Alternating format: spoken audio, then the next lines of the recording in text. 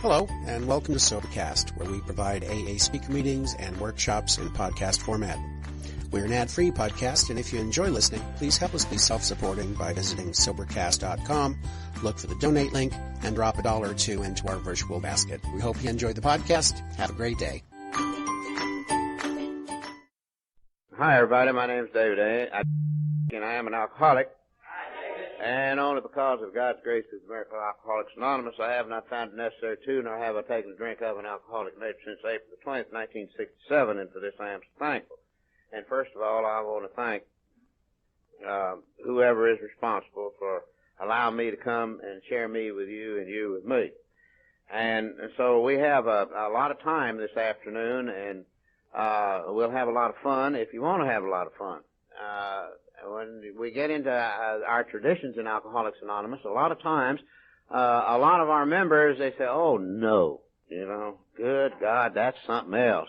But basically, one of the reasons is the fact that those who do that, believe it or not, and this is not inventory taking, is they're still miserable in Alcoholics Anonymous, and they really don't enjoy what has brought all this about. And I love to go and look in there and see when the book came to Arkansas and things like that. And many members of Alcoholics Anonymous, we're satisfied, a lot of us, in going to our meetings and coming a little ahead of time, and then doing a few 12-step calls, and then going out and eat ice cream. God, if you don't have coffee at a meeting, you've got the most disgruntled folks in the world, and I can understand it. I do, because I love the coffee myself. And particularly, a drunk, if he's got $1 in his pocket, and he owes that $1, and he's promised someone he's going to pay that $1 the next morning at 8 o'clock, but if ice cream comes first, and it doesn't make a bit of difference. And it's a funny thing. They talk about hypoglycemia, hyperglycemia. Have you ever seen them eat ice cream? They go in and they say, now, I want nuts, and I want every kind of sauce you got, 4 dips, and everything else. And that's a drunk. And that's just the kind of folks we are. And so when we get into our traditions, a lot of times, as I say, they, for some reason or other, whatever it may be, they feel rather uncomfortable. Now, before I start, and since this is on tape, I want to make sure it's on tape. And I think it is necessary that we have it on tape. That no one speaks for Alcoholics Anonymous as a whole. No one has that right, no one has that authority, and no one has been delegated as such. We just merely share our experiences. And I hope that I share my experiences with you, and as a result of my life, as a result of the traditions in Alcoholics Anonymous, or in any part of Alcoholics Anonymous, and not our opinions, because let's share our experiences and not our opinions, because opinions kill people. And the most precious commodity that we've got to offer any human being that comes to Alcoholics Anonymous for the alcoholic is life itself. And you get to playing around with people's heads. And in AA, we talk about how many lies we save, but we don't talk about how many we've killed with misinformation. Telling them things will happen to them. We don't know it'll happen to them, In AA, everybody's got the freedom to be ourselves as we are. Now, every meeting, we hear it on a daily basis, and we hear it, read it a lot of times. And Alcoholics Anonymous is a fellowship of men and women who share their experience, strength, and hope with each other, that they may solve their common problem and help others recover from alcoholism, which is nothing more than a combination of Tradition 1 and 5. The only requirement for membership is a desire to stop drinking. Tradition 3. There are no dues or fees for AA membership. We're self-supporting through our own contributions. Tradition 7. AA is not allied with any sect, denomination, politics, organization, or institution. Tradition 6. Neither endorses nor opposes any causes. Tradition 10. Our primary purpose is to stay sober and help other alcoholics to achieve sobriety. Tradition 5. And so, and every member of Alcoholics Anonymous that comes to AA today is given 3 legacies.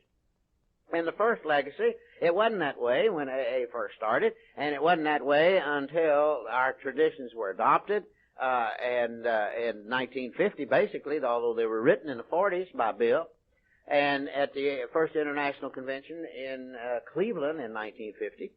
And then later in 1955 at the International Convention, then our third legacy was adopted. Although the General Service Conference, basically on an experimental basis for the first 4 to 5 years, was in 1951. And so every member of Alcoholics Anonymous that comes to, or every alcoholic who comes to AA rather today, is given 3 legacies as a gift. And the first legacy is recovery. And the second legacy is unity, or our traditions. And the third legacy is service, which basically is the authorization and creation of our General Service Conference. And then after that, why the 12 concepts were written. Or 12 concepts for world service. And so, when we come to AA, and a lot of them, and so the second legacy are unity, our traditions, and in AA we hear it all the time, and it's read how it works, but the traditions we have come to find out why it works. And also, we're going to have most of the afternoon to do this, and so if there's any questions that any of you would like to ask, feel free to do it. There is no question that's too little or too insignificant to anybody in Alcoholics Anonymous, even though you may feel that it may be, controversial in nature or whatever it is, but you have to remember, we are controversial in nature, period. That's the reason we're here. That's the reason we're here. We're here because nobody else wanted us. That's the reason why. And AA got started because nobody wanted them drunks. And they found out if they could want each other, then they could spread this message to those that nobody wanted. We're kind of like the unwashed, And this is about the way it is. And so very implicitly and throughout AA's traditions is the admission that our fellowship has its defects. And the reason for it, because it's composed of nothing but 100% defects, And we're not here because of, we're not brothers of virtue. We're brothers of defects of character and our willingness to have them removed under the power and love and guidance of a power greater than ourselves. So when you've got a fellowship that's composed of 100% of sick people, with all our little petty grievances and our resentments and our hates and our angers and our feeling sorry for ourselves and boo-hoo, then it spreads into the fellowship. And so we admit that we not only have character defects as a society, but that these defects threaten us continuously. So our traditions are a guide to better ways of working and living, and they're also the medicine for our various group sicknesses. And don't kid yourself that groups don't get sick. Oh, they get sick. Whole groups get drunk. One in the early days of AA, there was a group which is now formed out in Southern California, and the first group out there, and they didn't have about 12, 14, 15 members, and they got a call from a gal, and she's out there in one of them tourist courts. Now, that dates me, And so they didn't have any women in AA, so one of them volunteered to go. Well, he never come back, so they went out to check on him. Well, he enjoyed her company so much, he started drinking with her, And so they sent a third one out there, and he didn't come back. So they sent another one, and all 3 of them were drunk. The fourth one never come back. And then finally, the whole group got drunk. And they all got sober together. And that's how they got basically the first gal sober in Alcoholics Anonymous in Lower California. And nobody wanted her, and they're the only ones that joined in with her, so she had no choice but to pick up her mattress and go with them, and that's the way it was. And so, as a result of it, and the groups get sick. They get real sick. They get to arguing about money, and they get to arguing about, if you got to have a smoke eater. And then they got to argue. One of the worst arguments I've ever been in the group was if they're going to move the telephone from that wall over to this wall. And, and that's how new groups get started. And, when you got two cats fighting, all you're going to have is more kittens. That's the way it works in AA, and that's how we spread. And so the 12 traditions are to group survival and harmony, what AA's 12 steps are to each member's sobriety and peace of mind. But the 12 traditions also point straight at many of our individual defects. For by practical application, they ask for personal as well as group sacrifice. They ask us never to use the AA name in any quest for personal power or distinction of money. And the traditions guarantee the equality of all members and the independence of all groups. Thank God that AA is all-inclusive and not exclusive, And each group has the freedom to be itself as it is, just like every member of Alcoholics Anonymous is given. After sobriety, we are given the greatest freedom as a human being that the world has ever known. And we can be ourselves as we are. Before I come to Alcoholics Anonymous, I almost died drunk. People would say, why don't you be like your daddy, like your mama, like your brother, like your neighbor, like your enemy, like this, that. And the harder I tried, the worse it got. And the worse it got, the harder I tried. And I come to Alcoholics Anonymous, and they said, David, you don't have to be like anybody else. Just be your stinking, rotten, sober self. And I said, you kidding? And they said, no. Because in AA, nobody can punish you. Nobody can sentence you. Nobody can make you do penance. Nobody can force you to believe anything. If you don't drink alcohol one day at a time, and you say you're a member, you're in. That's all there's to it. And that's almost impossible to believe. Because out there in that world out there, they don't operate that way. And after we get sober in AA, we can't stand that freedom. We want to change it. We want to put rules and regulations, who can belong, who can't belong, whether they're polka dotted, whether they're straight, whether they're crooked, whether they're gay, whether they're half and half, or whatever it is, whether they're closeted, uncloseted, rooftops, where it don't make no difference. Everybody's got to start doing a little picking. We can't stand the freedom to be ourselves, or to let anybody else be ourselves. And so they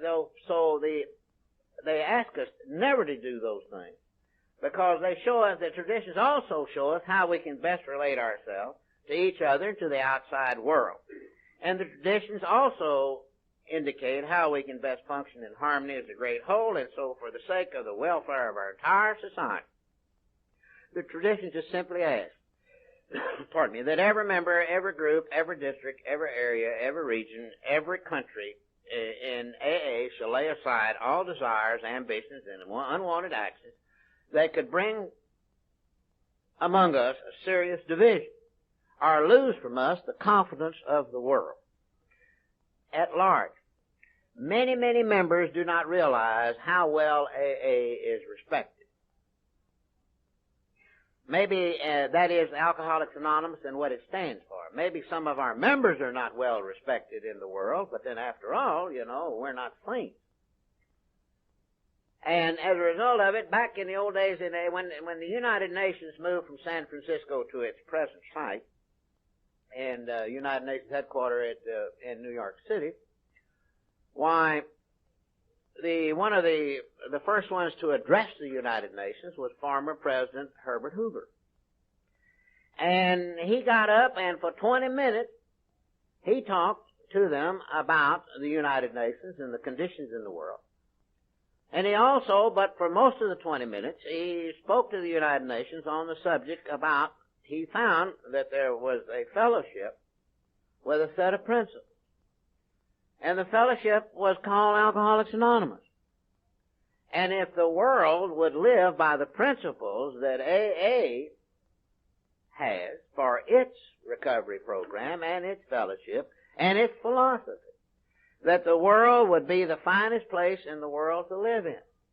Now, this is back in the days when television was in its infancy, and most of the communication media in the world in those days was radio, and there's always a bunch of drunks that are sitting around doing nothing, buying railroads and airlines and all this and all that, and they were listening to the radio. And they said, you hear what that man just said, Herbert Hoover? Why, he was telling the United Nations that this would be the greatest world to live in if the world would live by the principles of Alcoholics Anonymous. And they said, well, we're the only one. Let's go up and tell Bill. And back when Bill was alive, they'd go to Bill for everything. And so they borrowed somebody else's car. They borrowed some money to put gas in somebody else's car. They borrowed some money for some cigarettes. And off they went up to Westchester County, up to Bedford Hills. And they come running in there, and Bill was back in his little house where he used to do his writing, and they ran up there, and they were wild-eyed looking, And Bill says, "What's up, boys?" And meanwhile, the story had changed from the time they had left downtown New York till they got up there to Bedford Hills.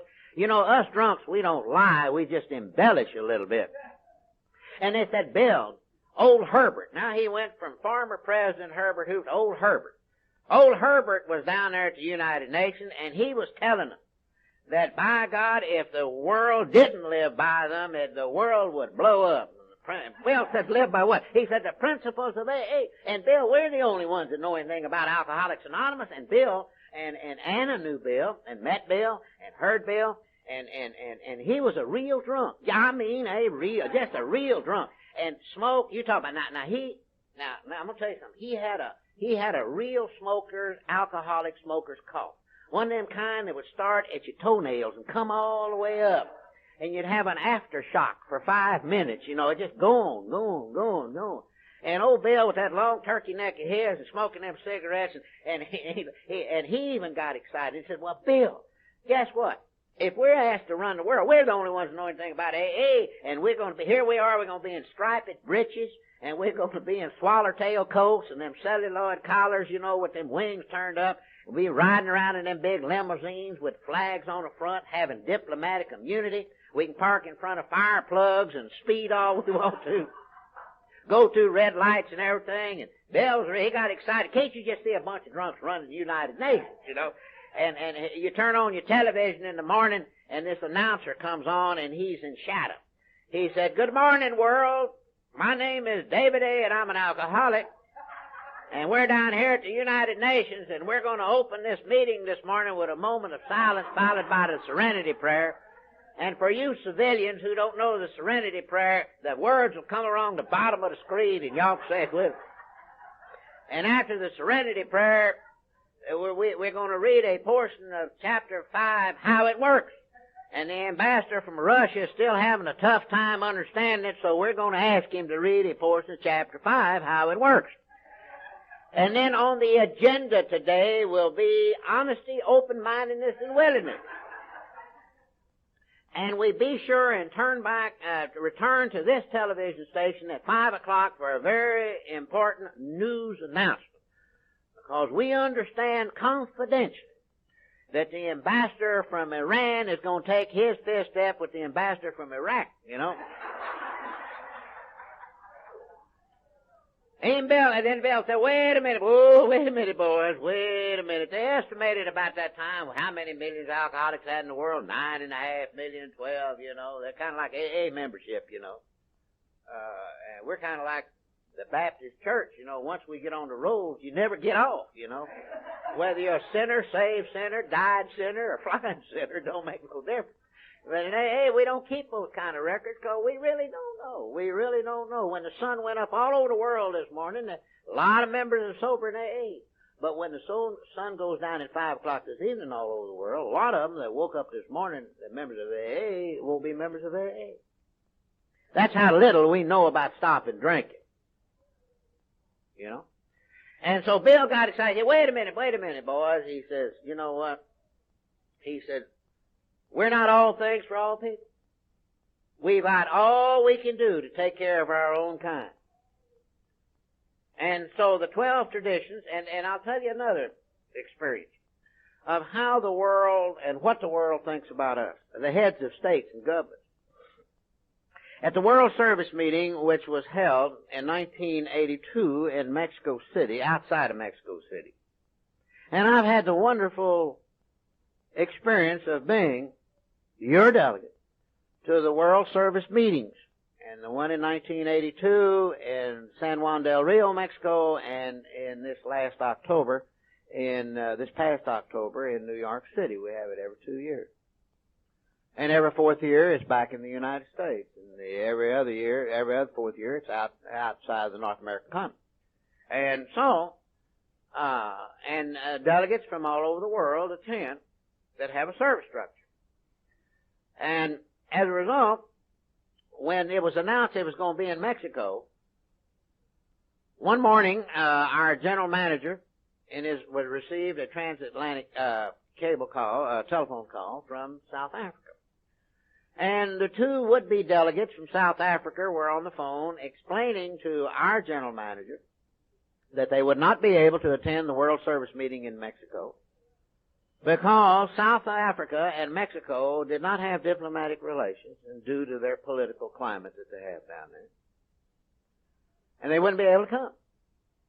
And while this conversation was going on, we had a visitor in the office, a member of AA, and Bob saw him. He said, and he listened to this conversation as after it was over with, this member asked Bob what's going on, and Bob explained to him about the fact of the World Service meeting. And these two delegates called about their concern that they could not come because of they couldn't get in. And that's all Bob said.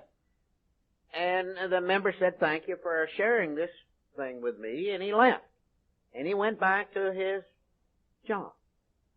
Well, he happened to be the second highest ranking paid permanent employee of the United Nations. And he went immediately to the ambassador to the United Nations from Mexico, and he walked in and he said, I'm a member of Alcoholics Anonymous. You ought to know. Because we got that dingy son of yours sober and straight when nobody else wanted to fool with him. And he said, we got this World Service meeting in Mexico City, and we're not allied with any sect, denomination, politics, organization. And our two delegates that would normally come to that from South Africa can't come in because they can't clear immigration. You have no diplomatic relations. He said, now I want you to call down there and get that thing straightened out. He said, well, I'll have to call what corresponds to your Secretary of State in the United States. He said, well, call him. He did. And the ambassador explained to the Secretary of State of Mexico what the situation was. He said, wait a minute. This will have to it'll have to go before what we correspond the Mexican legislature or a presidential order. And he said to him, well, at least see what the President of Mexico will do. It's urgent. So the Secretary of the State of Mexico, whatever it is, he got a hold of Portillo, and he told Portillo the situation. Portillo picked up the telephone, and he called his friend, and he says, friend, this is Portillo. Are you still connected with that AA business? Well, the gentleman that he called is a lawyer, perhaps one of the outstanding international lawyers in the world, a non-alcoholic, who at that time, and who still is, the chairman of the board of the General Service Board of Alcoholics Anonymous of Mexico. Now, this non-alcoholic, he met another world-famous international lawyer at an international lawyers convention in London, who started talking to him about that he was involved with this thing called Alcoholics Anonymous and has been since the early 40s. A gentleman by the name of Bernard Smith, who was perhaps one of the best world international lawyers, chairman of the board of one of the largest banks in the world, a lawyer, and also was a long-time chairman of the General Service Board of Alcoholics Anonymous of our country, of North America, and the old Alcoholic Foundation. In fact, Bernard Smith did most of the legal work for our entities and also our incorporation and bylaws, et cetera, and had a lot to do with basically checking out the 12 concepts that Bill wrote and several other things. And so this lawyer in Mexico became interested in Alcoholics Anonymous, what it would do for a human being. And he came back and he offered his services. Now, at that time, they didn't have any non-alcoholic trustees on the General Service Board of Mexico. And he became one of the first ones and chairman. And so Portillo said, are you still interested? And he says, well, sure. He says, well, why didn't you call me about... He says, you know what I think about Alcoholics Anonymous. He said, it is the only freedom that the people in this country have, or anywhere else. He said, nobody can touch them. Why didn't you tell me? Well, it was at the time, when they devaluated the peso and they closed the banks and they had troops running around there with guns and everything else. He said, I didn't want to bother you in this time. He said, hang up the phone. He got his Secretary of State in there, and he says, we have diplomatic relations with Holland. Have them two drunks. It'll be there. Have them fly to Amsterdam. Let them clear immigration in Amsterdam and come directly to Mexico City. Well, I don't know if any of y'all been down there lately, but you don't just walk into your terminal like you do here off the airplane in Little Rock.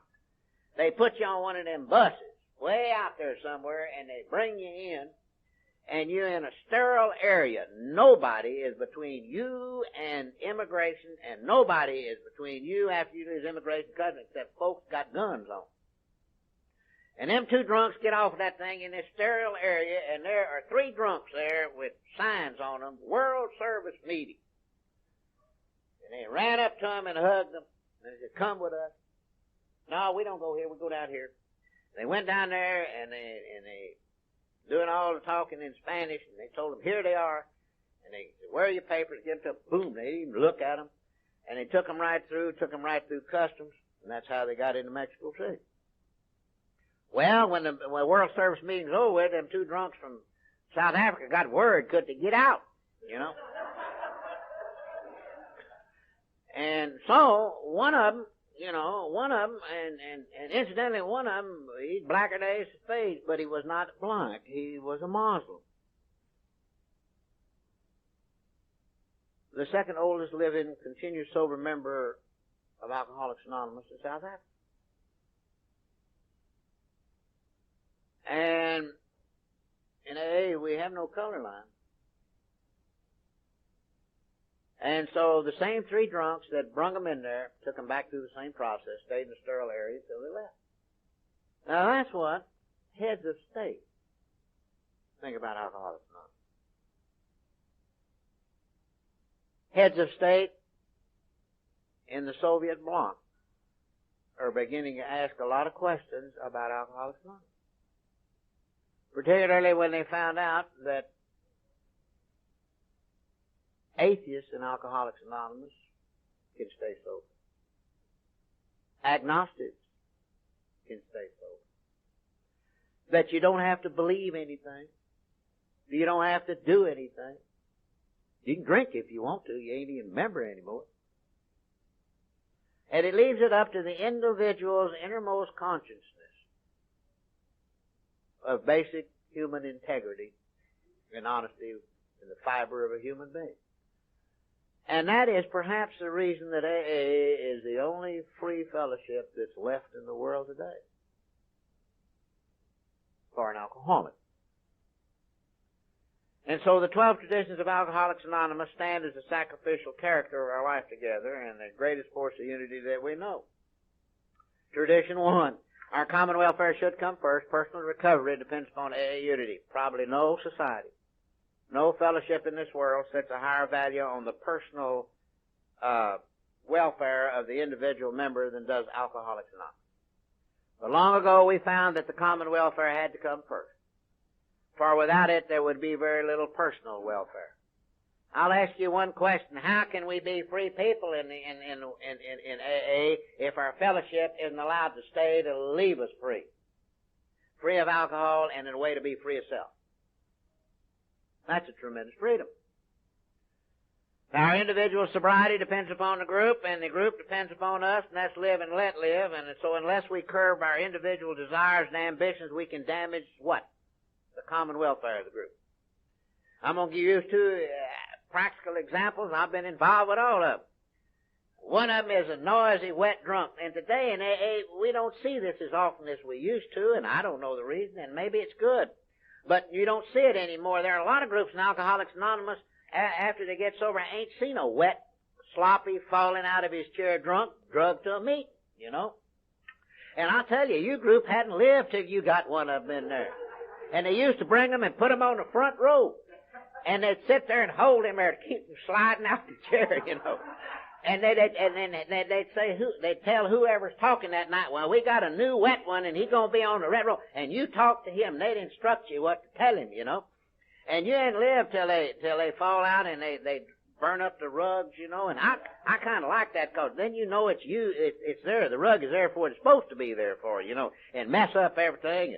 And you're up there talking. I don't know if you ever been there and you're in a group and Somebody's up there telling their story about drinking, you know, and how they drank for 45 years and then burned up the cars and lost an arm and shot their wife and dog and kid. And then one day they woke up and realized they had a problem with alcohol, you know. And they talk about blackouts. The thing that amazes me about a drunk when he tells his story, he talks about them blackouts. How come we can remember it so well to tell her is the thing that amazes me. And this wet drunk would say, wait a minute, you don't know nothing about drinking. Let me tell you about drinking. And somebody said, shut up. You know how a wet drinking drunk answers you when you tell him shut up? Make me. Somebody said, we said, shut up. He said, I said, make me. And somebody back in the room said, you can't talk to that brother drunk like that. He's an alcoholic. And the other one said, shut up. You don't know the difference between chicken salad and a turkey. And that's exactly what that wet drunk wants. Somebody is making a fuss over it. You know, they're arguing with each other because he just come from someplace where they're arguing with him. And if there's anything a wet drunk will do to you, if you make a 12-step call, if he finds a crack in your armor, he'll eat you up alive. And then the members got to arguing about can he stay, all this. And sometimes they get into fights and arguments, and sometimes the wet drunk gets very, very belligerent, and sometimes they have to call the police, and sometimes they ask him to leave, but they bring him back when he is in better shape to hear what? To hear the message. Because, you see, in that meeting, just like right in this meeting right now, there's always someone with a concrete block in their belly so big, they're fighting to drink, they're fighting living in this world sober, and they're dying for somebody to talk with them. And everybody just rushes by, it goes off, you know. And so, every member of Alcoholics Anonymous, the common welfare is for every member who comes there. And so what are we doing? We bring that wet drunk back when they're in better shape to hear the message, for we're putting the common welfare first, but it is his welfare too. If he is ever going to get sober, for the group must still go on functioning, whether he or she gets sober, whether they leave, whether they stay, ready for him and others to come. And yet that's only one rare aspect of the problem. And when we get sober in AA, we begin to throw off a few small bits of that big ego, and we admit, well, I can't handle alcohol, but I can't stay away from it on my own. Fine. But then we find that there's still plenty of this ego. Sometimes it leads us into taking other members' inventories or gossip about their supposed shortcomings. I guess I'm the only member of AA in this meeting this afternoon that's guilty of that, you know. And it may lure some into hogging the discussion at every discussion meeting, you know. And, you know, I quit going to the old side group. Old so-and-so is getting up there and they're reading the preamble, they're reading the preface, they're saying the Serenity Prayer, they're introducing the speaker, and they're always making a talk, and they're closing it with the Lord's Prayer. They're even taking up the money. And I'm tired of going to that deal. Every time they up, I told you, see them up there. Well, you know how to avoid that? Simple. If you're asked to do anything in AA and you turn it down, don't gripe at the ones that are doing it. That's how simple that whole deal is. Somebody's going to have to do it. And then you got the other one that even you volunteer won't even let you do it. We'll get into that too, you know. And so, as a result, and then when we slip in that spot and we get to start criticizing, somebody, well, you know, they criticize, well, this is a selfish program. You know, we got the greatest answers in the world. You know, it's a selfish program, isn't it? Don't take my inventory. And here's the greatest one. Some are sicker than others. Sure are, aren't we? Yeah. And say, well, why don't we indulge ourselves into this little bit of fun? Well, we all know the good reason why we shouldn't, because indulgence of this kind is immediate personal danger. Because what? It threatens the individual's own sobriety. But more serious, it threatens the very basis of our sobriety.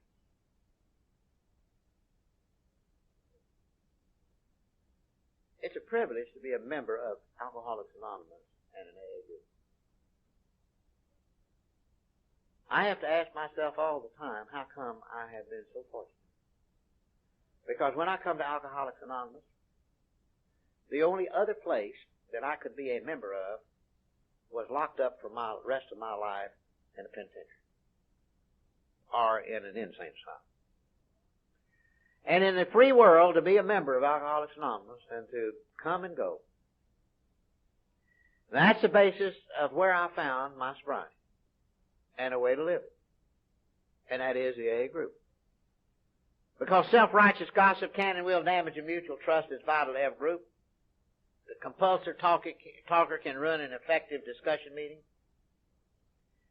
Now, back in the old days, and we don't really hear it so much anymore, I guess maybe there is, I really don't know, maybe I'm not looking for it. Back in the old days, they didn't have any women, ladies in AA. And I like to call them ladies. Women, you know, Anna included.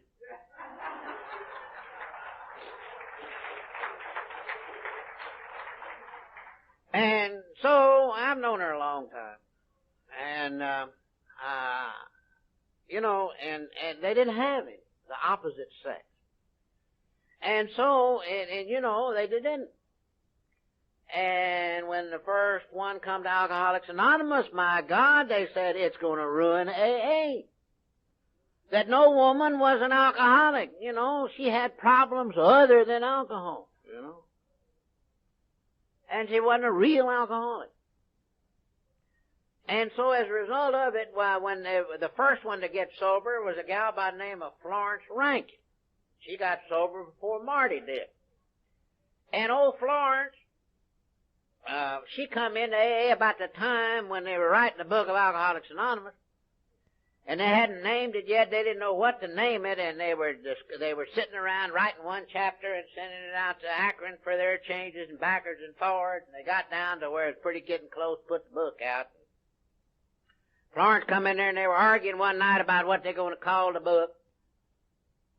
And they had a drunk that was very active in those days by the name of Fitz Mayo, and he lived in Baltimore originally, and he's knew everything in Washington, so they said, why don't you go down when you're in Washington, go in the Library of Congress? And they thought they were going to call it a way out. And so he goes and he sends a telegram back and he says, there are 12 already in the Library of Congress with that name. And the drunk says, no, that would make 13 and that would be unlucky. Then they thought they were going to call it the Grapevine. And the FBI got wind of it because the FBI puts out a journal called the Grapevine, and the FBI didn't want no part of AA, and AA didn't want no part of the FBI. So you say, well, we got the Grapevine, that's true. And you know how they allowed it to happen? They were perfectly happy. It's called the Alcoholics Anonymous Grapevine Incorporated, period. And as long as they put them two AAs and what it spelled for and stood for, the FBI was real happy about the situation. And so anyway, and then they decided they were going to call it the First 100 Men. Originally, the corporation, which is now Works Publishing Company, and then later became Works Publishing Incorporated, which is now AAWS Incorporated. Originally, it was a 100 Men incorporation, and it was going to be a Delaware corporation for the first 100 men who supposedly got sober in Alcoholics Anonymous. They were going to call it the Book for 100 Men. And Florence had one of them women alcoholic fits. She jumped up and started screaming and hollering, you're not going to call it the 100 Men, you're going to call it 100 Men and a Woman. And they said, no, that'll make the title too long. She said, I demand a vote for the group conscience. They did. I'd guess the 18, 19 there, 17 voted against her. She's the only one that voted for it. And then one night, they still hadn't named the book. And AA then is like AA today. We got members who thinks that AA will cure everything in this world. You know, backaches, headaches, falling out hair, you name it. So one of them had a friend that had a lot of money. But the problem was he was locked up for the rest of his life in a nut house as a pure nut. Insane. So they got permission to bring him out to this meeting, hoping that maybe he would hear something that would unscramble his brain. And and so they brought him in and they were arguing about it and they told him to go sit in the corner over there. And they're arguing about what to call the book and he's over there mumbling and somebody says, shut up. And another said, wait a minute, listen to what he's mumbling. You know what he's mumbling? Anonymous alcoholic, anonymous alcoholic. Now, in Cleveland, in the Akron-Cleveland area, they had already been using that name. This is before the book came out. But not as Alcoholics Anonymous, as an anonymous group of alcoholics. Now, where this gentleman, without a full string of lights, had heard about it, no one knew. But that's what he's mumbling. And one of them says, now, wait a minute, Alcoholics Anonymous. So if you're getting good before you get well in Alcoholics Anonymous, don't get too spiritual. Stop and realize that where we got our name from, it came from a nut.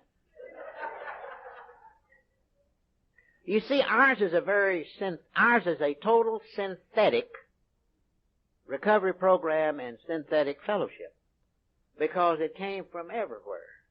And we just got it down to where we understand it and to where we can communicate it. Nothing has been invented in Alcoholics Anonymous. And not even one day at a time. Because that had been used a long time ago, and if one really wants to understand the one day at a time living, and I suggest you can find it as Bill sees it, and it has to do with our emotional being as a human being one day at a time. And so that's how the book got named. But they still were having problems, and back in and they used to call it Red Riding Hood and Wolf. And you have to remember, and there was a gal by the name of Gladys Barham, and Gladys was a heck of a gal. And Gladys got sober right about the same time Marty did, maybe a little early. And she later moved to Dallas, was a member of the group that I'm still a member of, and a great gal, and evidently at one time she had been a show gal or something. And now, in Philadelphia, the group got started this way, the first group. There was a member of Alcoholics Anonymous who is responsible for more alcoholics being free to become a member of Alcoholics Anonymous than any member that's ever lived. And he was an atheist. His name was Jimmy Burwell. And Jimmy Burwell would go to them meetings in New York in the 38s and the 39s before the book come out, and they'd get to talking about, they didn't have anything like Chapter 5, and they didn't know what to read. They'd just read something, what they thought would be spiritual. Talking about God, and Jimmy would just literally have a fit, and he said, I don't want to hear it. I'm a sober member of AA, and by God, I just don't like to hear this God business. Now, he's the one that was responsible, raising so much Cain, that the words God as we understand him were put in the steps. And Jimmy is the one that forced Bill to do that. But before that, Jimmy would raise so much Cain at the group, it disrupted meetings.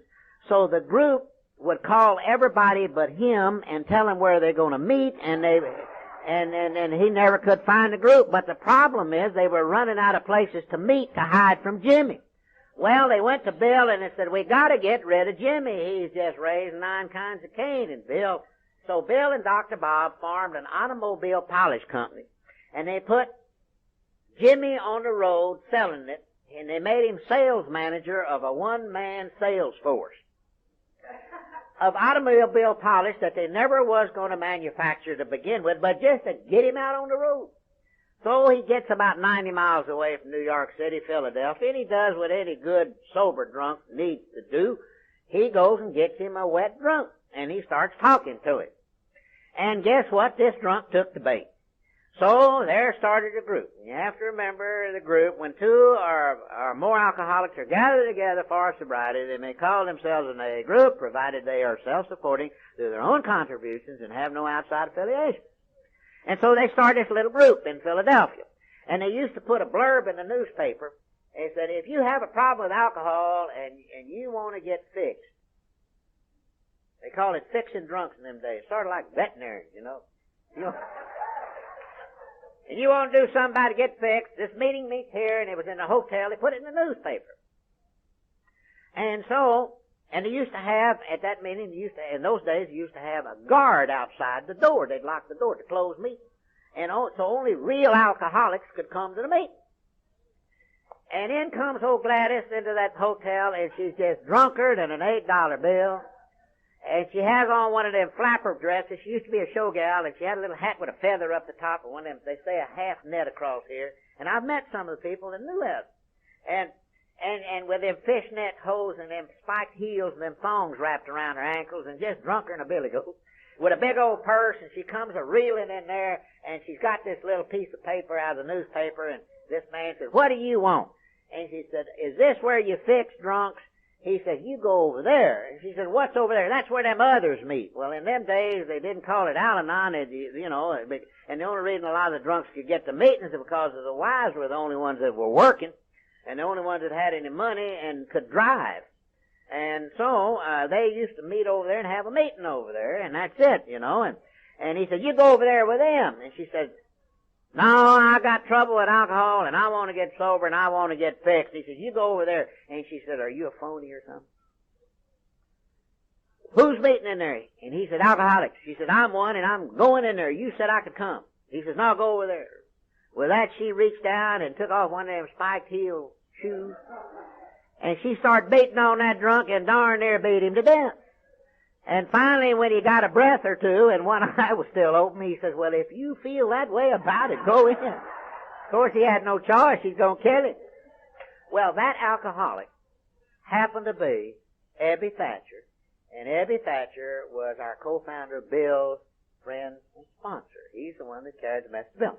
And Ebby later became Gladys's sponsor. But to go back in a lot of groups, and when AA spread out of the New York area and out of Akron and started spreading everywhere, and it got down to our part of the country, well, a lot of the groups were meeting in Catholic churches and basements of Episcopal churches and a lot of of course, what the church is in our country, that's the Southern Baptist Church. And they ain't got no alcoholics in the Southern Baptist Church. And in the small towns, they didn't have any Catholic churches, so naturally, they got them an old abandoned storefront or an upstairs loft somewhere, and it started to be the meeting place, and then they come to the clubhouse, and some of the ladies made curtains, and then later on they moved to another place, and they put a sandbox out in the back for the kids to play in, and then they'd have suppers on Saturday night, and spaghetti suppers, and cakes, and ice creams, and it sort of became a social gathering along with it other than the AA meeting. And that's how it spread in our part of the country, and so they're commonly known as AA clubs, although there's no such thing as an AA club, but the lingo is that's the way it is. And so, back in those days, and naturally, and there was a group in where I come from, it's one of them silk stocking groups, and God almighty, and they had what's known as what they call Red Riding Hood wolves, hen and shin, or whatever you want to call it. And they had a bunch, that were getting good before they get well, and the kind, that they come in and they quit drinking and they quit cussing and they quit smoking and then they start jogging, I've never been arrested for fat driving. I don't know about anybody else. And, they get good before they get well, and they got a little upset because they had a few of them over there goo-goo-eyeing at each other. And so they said, "They're ruining our reputation. We got to get rid of them." Well, you can't run anybody out of a group, And so they didn't know what to do, so they sat down and they wrote a letter to Bill, and they said, he's the head horse. "Dear Bill, we've got these people in our group, and they're doing this, and they're doing that, and they're ruining the reputation of our group. How do you get rid of them?" Bill wrote back, "Their group, are they staying sober? Love, Bill." Well, this bunch says, "Bill, something wrong with Bill. He really doesn't understand what we're trying to tell him." So they wrote a more detailed letter. They didn't know what they were doing, but they wanted to get rid of them. That's what you call an obsession of the mind. In other words, there were a group of people that were trying to regulate who can and who can't come to their meetings or hang around the meetings. And they were obsessed with it. And so they wrote a more detailed letter, and Bill wrote back, "Their group are still staying sober." They said, "Well, something's wrong with Bill." So they sat down and wrote a really detailed letter, really just on purpose. They embellished it quite a bit to get them out of there. And they sent it airmail special delivery, certified return receipt requested. And the letter came back and said, "Dear group, are they still staying sober? Don't bother me anymore. Love, Bill." Well, guess what happened? That group was so busy writing letters and waiting for the answer, they forgot to look over there. And when they looked over there, guess what? The situation had taken care of itself.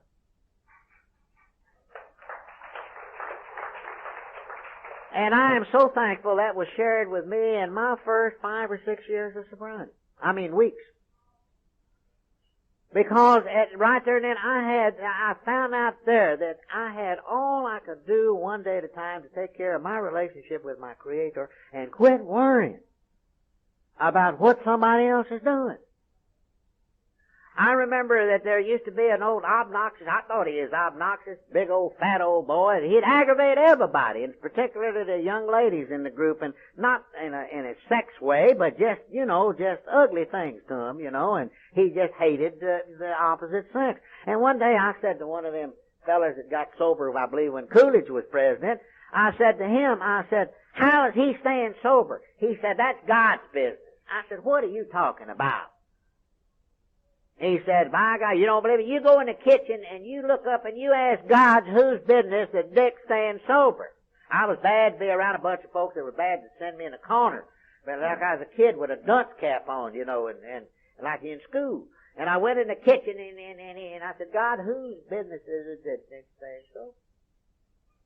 And something in me said, listen, David, you've got all you can do to let me be God and you be David. And we'll get along real good. I come out there and old S.A. said, whose business is it that he... I said, God's business. God's business. And those things were shared to me in very, very early in sobriety, And so as a result of it, and then there was a couple in another state. They'd worked with this gal for God knows 20 some odd years. She'd get sober 6 weeks and she'd go to drink. And she'd stay sober 9 months and go back to drinking. Never made a year or better. And everybody had quit her, but this month they never gave up on her. And so finally, in desperation, they didn't know what to do, so they called up Bill Wilson and they said, Bill, we'd like to come up and visit with you. We've got a very important matter to talk over with you. And so they flew up to Bedford Hills and Bill greeted them. He says, all right now, and they were both, the man and the lady were both members of AA. And said, what is the problem? And they told him the problem about to have this gal, how everybody's worked with her, and they've been working with her for 20 years, and she's never been able to stay sober. And they said, Bill, what do you think? And Bill says, well, some do and some don't.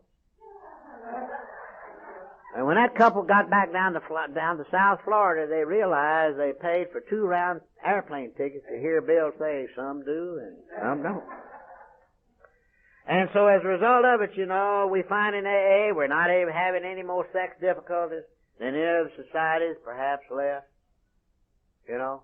for the size of our societies. I guess AA is, if one would look at it realistically and honestly, and look back and see that families that have been brought back together, families that haven't been brought back together, but there is beginning to be communication between them, I guess that it has done more for family relations with separate but cooperating fellowships of Al-Anon and Alateen than any fellowship in the world has ever done. And when you start multiplying the number of people all over the world who have been affected by the principles of Alcoholics Anonymous, and if one does read the Al-Anon's tradition, their 5th tradition is threefold. And the 3rd triad says this, that we practice the 12 steps of Alcoholics Anonymous. See, there's no such thing as 12 steps of Al-Anon. They're the 12 steps of Alcoholics Anonymous. And you say, well, it can't be. The 12th step is not worded like the 12th step of AA it is. Well, I got news for you.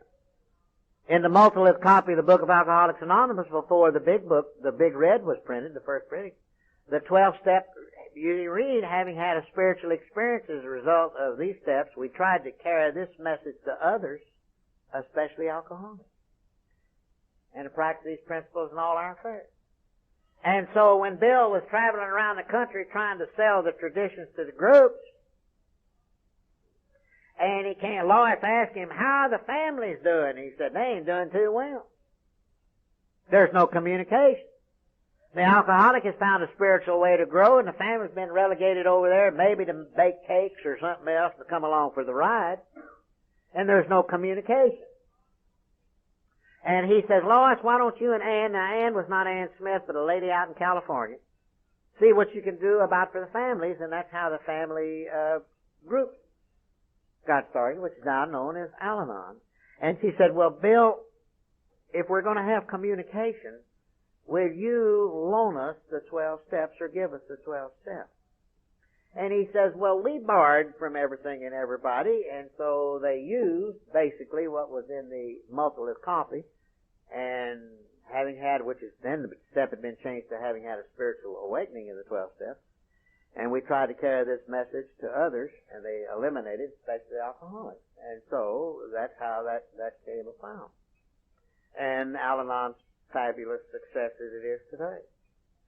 And so we find, as I said before, that we're not having so, but like other societies, we find among us forces that threaten us in ways that alcohol and sex could not, and money. These are the desires for power, for domination, for glory, and as I said, for money. They're all the more dangerous because they are invariably powered by self-righteousness, self-justification, and the destructive power of anger, which usually masquerades as righteous indignation. So pride, fear, and anger. That's not new in Alcoholics Anonymous. In a few days, we're going to celebrate the birthday of a man who taught this to his flock. He said, pride, fear, and anger. This is what kills people. And so we come to find in AA that pride, fear, and anger, these are the enemies of our common welfare. So for the purposes of AA's traditional principles is to bring these forces to the top and to keep them there. Only then can AA's common welfare be served, and only then can AA's unity become permanent. Because the preservation of AA's unity is not only a life or death matter for us, but also for the alcoholic who's still unrecovered. We're in here for that guy out there, or that guy. We're here for our sobriety.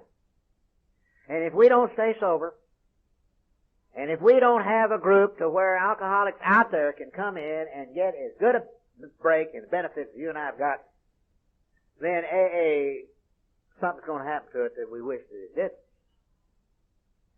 But you see, in Alcoholics Anonymous, we also have some other things that are deterrent to that. Tradition 2, for our group purpose is but one ultimate authority, a loving God as he may express himself in our group conscience. Our leaders are but trusted servants who do not govern. Now, when this tradition first came out in the late 40s, and Bill, oh my God, the oldest member in the group, darn near had heart attacks. And they said that the ultimate authority in the group is me. My group ain't got no conscience. I'm the conscience of the group. And they got awful upset about it. And so those early AA members quickly recognized the power driver as a potential wrecker. And he or she is still around. The member who is always sure that he or she is always right. The member who is happily ready to assume all the burdens of leadership and grimly unwilling to share them, let alone give them up, and they don't. Rotation is for them sick folks. I'm it. Look what I've done for you, and you're going to fold if you kick me out. But a group does need officers.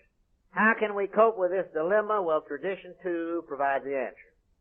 Now, AA is both a democracy and, in the words of our co-founder Bill Wilson, a benign anarchy. A group elects its own officers who have no power to order anybody to do anything. So what's the big deal if you elected group chairman? It ain't no big honor to be known as the head sick. That's the reason why every 6 months or whatever group does, they rotate it. They want everybody to have a chance of freedom to be the head sick. We don't want to let anybody suffer, you know. In most groups, most of the slate rotates out of office into 6 months, and then they get new ones. And if a group wants to be a part of the worldwide AA service structure, then it elects a general service representative with a 2-year term that of service that corresponds to the same length in the servitude of the delegate, and also the district and DCMs and the area officers. GSRs elect the area committee members or district committee members. And then they join them in a lot of areas in electing a delegate from their area to the annual General Service Conference. I suggest that sometimes you pick up this and read it. There are many areas surrounding Arkansas that have adopted many of the things in here. We have in the Northeast Texas area. Colorado has quite a bit of it. You have to remember that Alcoholics Anonymous in Arkansas has been here a lot longer than it has been in a lot of other areas, believe it or not.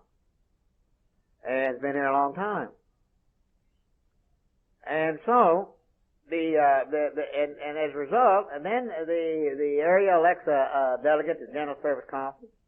And the conference is about the closest approximation, you can't call it a government, that AA has, because it produces opinions on important matters of policy. It approves the choices of some trustee nominees, which are Class A trustees, which are non-alcoholic trustees, General Service trustees, and then directly elects others, such as your regional trustee, of which you have one that's a member of Alcoholics Anonymous of Arkansas, Wayne, who lives over at Rogers, Arkansas. And incidentally, I serve at the present time on the General Service Board, and with Wayne, and Wayne is a tremendously dedicated member of Alcoholics Anonymous. He's a member of the AAWS board. He goes in every month, in addition to the quarterly meetings, in addition to the week for the conference, and he's something else. And he's one of your products. He comes right out of this service structure. He's been hand-fed and hand-fed, hadn't he, Hannah? Right out of this structure. And he is tough as nails. But he's fair. And he's doing a tremendous job. And I'm not telling you that because I'm here. Because, you see, the reason I know he's doing a tremendous job, because I taught him everything he knows. I had to unscrew everything Anna did. Yeah, and so we have a lot of fun. In fact, I talked to him the other day. And, and he's doing a tremendous job. And we've been on committees together, and so and I happen to be, I'm a trustee at large. Now, really, if you read the service manual, it's very, very frustrating. You don't know who I am or what I am, but I'm just there, But neither the conference nor the board can give orders to any AA group or member. And then you say, well, who's in charge around here? Well, AA is a spiritual principle fellowship. And so the ultimate authority is the spiritual concept of the group conscience. Its voice is heard when a well-informed group gathers together to arrive at a decision. And it results more, not as much on arithmetic or a yes or no count. Minority ideas get very thoughtful attention in Alcoholics Anonymous. If I have a suggestion to offer any member of Alcoholics Anonymous as a result of my own experiences, if you feel in your group, if you feel in your district, if you feel in AA as a whole, that you're uncomfortable with any sort of a decision, any sort of a policy, anything in Alcoholics Anonymous, I have a suggestion. Don't carry it around and let it eat you up like a cancer and start criticizing other people, because when we criticize other people, all we're telling somebody we're hurting. Stand up and say, this is the way I feel. And you'd be surprised how many others feel the same way. Because, you see, one of the defects of character is we don't want to hurt people's feelings. And yet, who's hurting the most? You see? This is the freedom I'm talking about. And then who can say, run you off? If they say, shut up, you say, by whose authority? And they have no defense. They have no defense.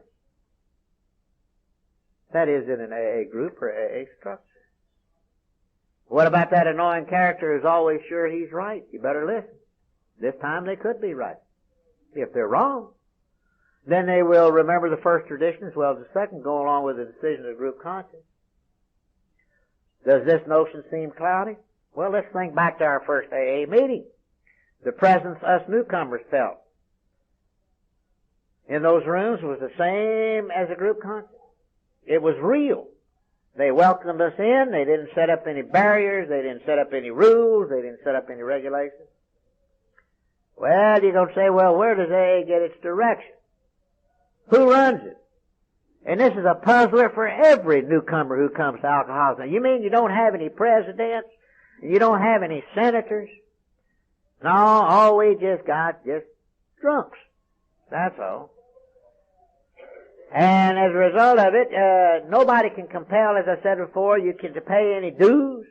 no board of directors who can cast one of our erring brothers or sisters out to Siberia somewhere.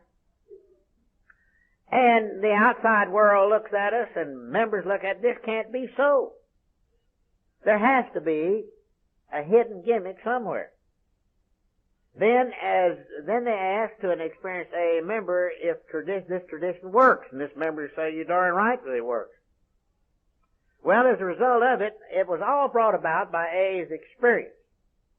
Now, does AA really does have real leadership? Sure it does. Most emphatically, yes. Because as a result of it, it comes about as a result of experience.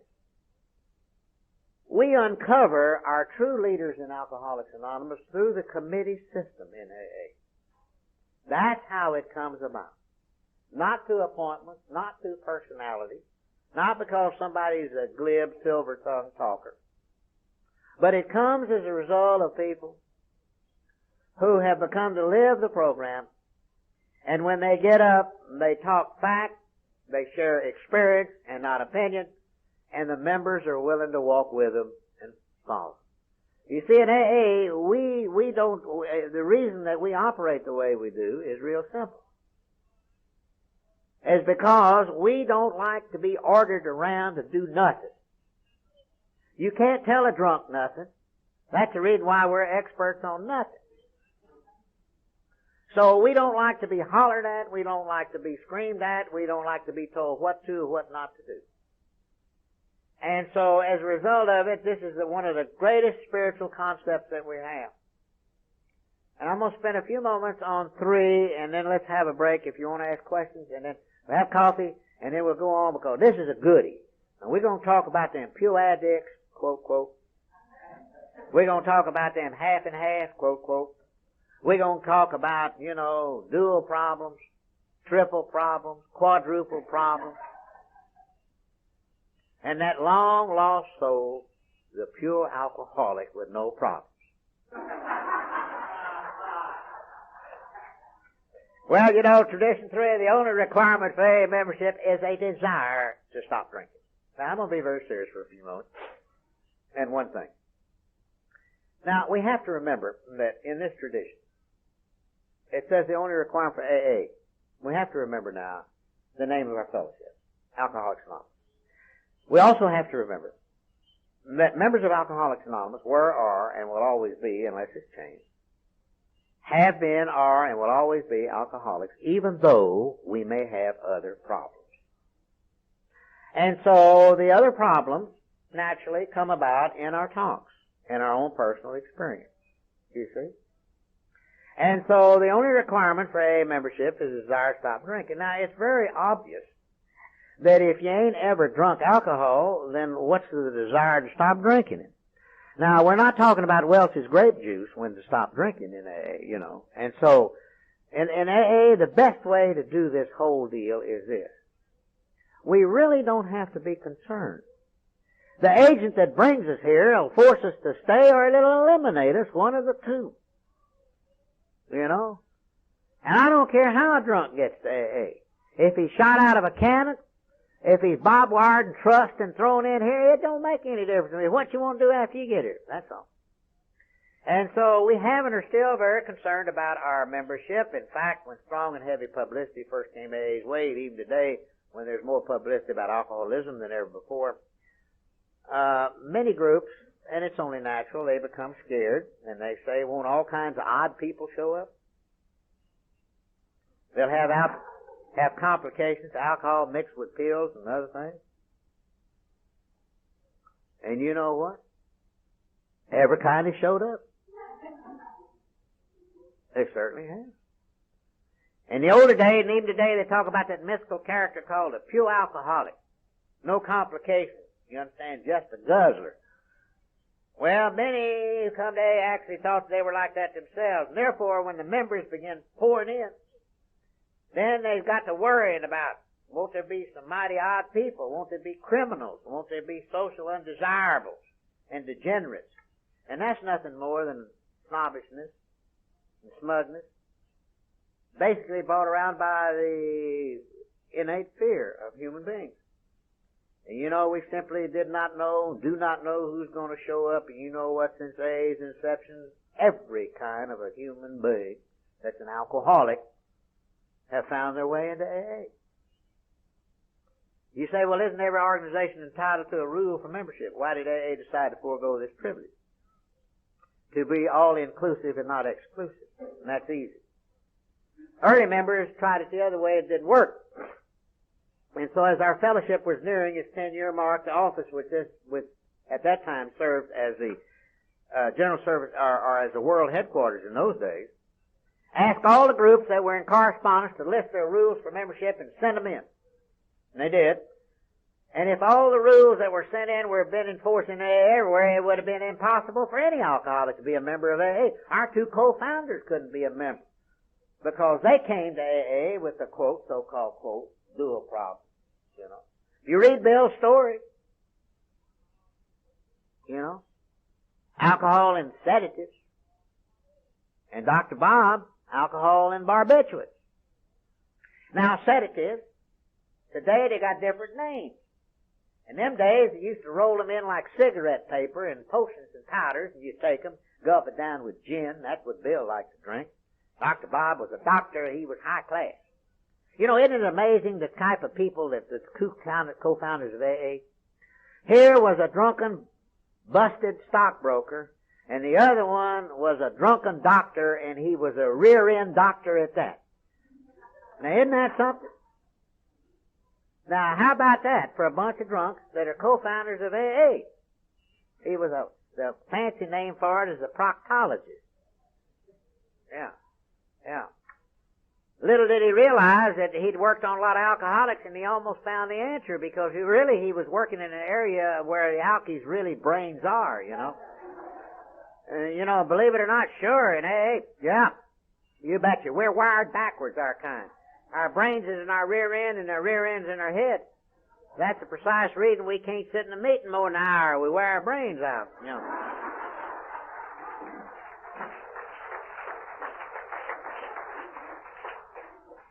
And don't kid yourself, you can't have fun talking about tradition. Now, really, it takes a little looking into, and you know, like you kind of got to embellish it sometimes, but not too far off, because there's always somebody that's reading them things, you know, and they'll point it out to you. So, but you know, and as a result of it, you know, and nobody could be a member of A. So all the rules were thrown out.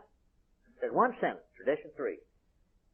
Well, then somebody's going to ask, well, this tradition is a rule that the only requirement for membership is a desire to stop drinking. Well, I want to ask you a question.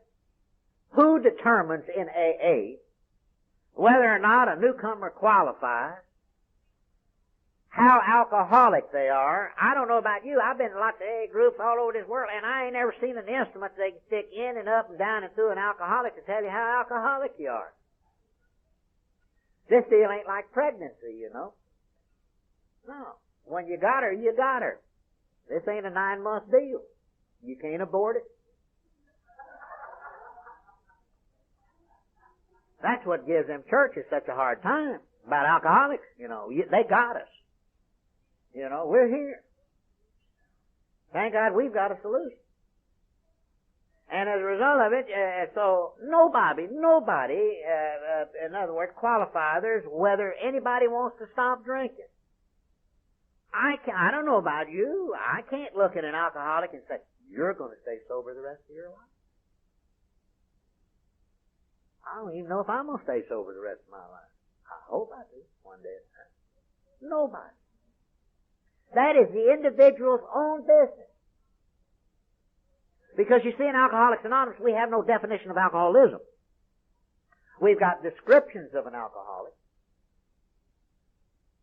We've got descriptions of an alcoholic. And basically, we've got 3 descriptions of an alcoholic. One in chapter 3 in the book of Alcoholics Anonymous. First one, more about alcoholism.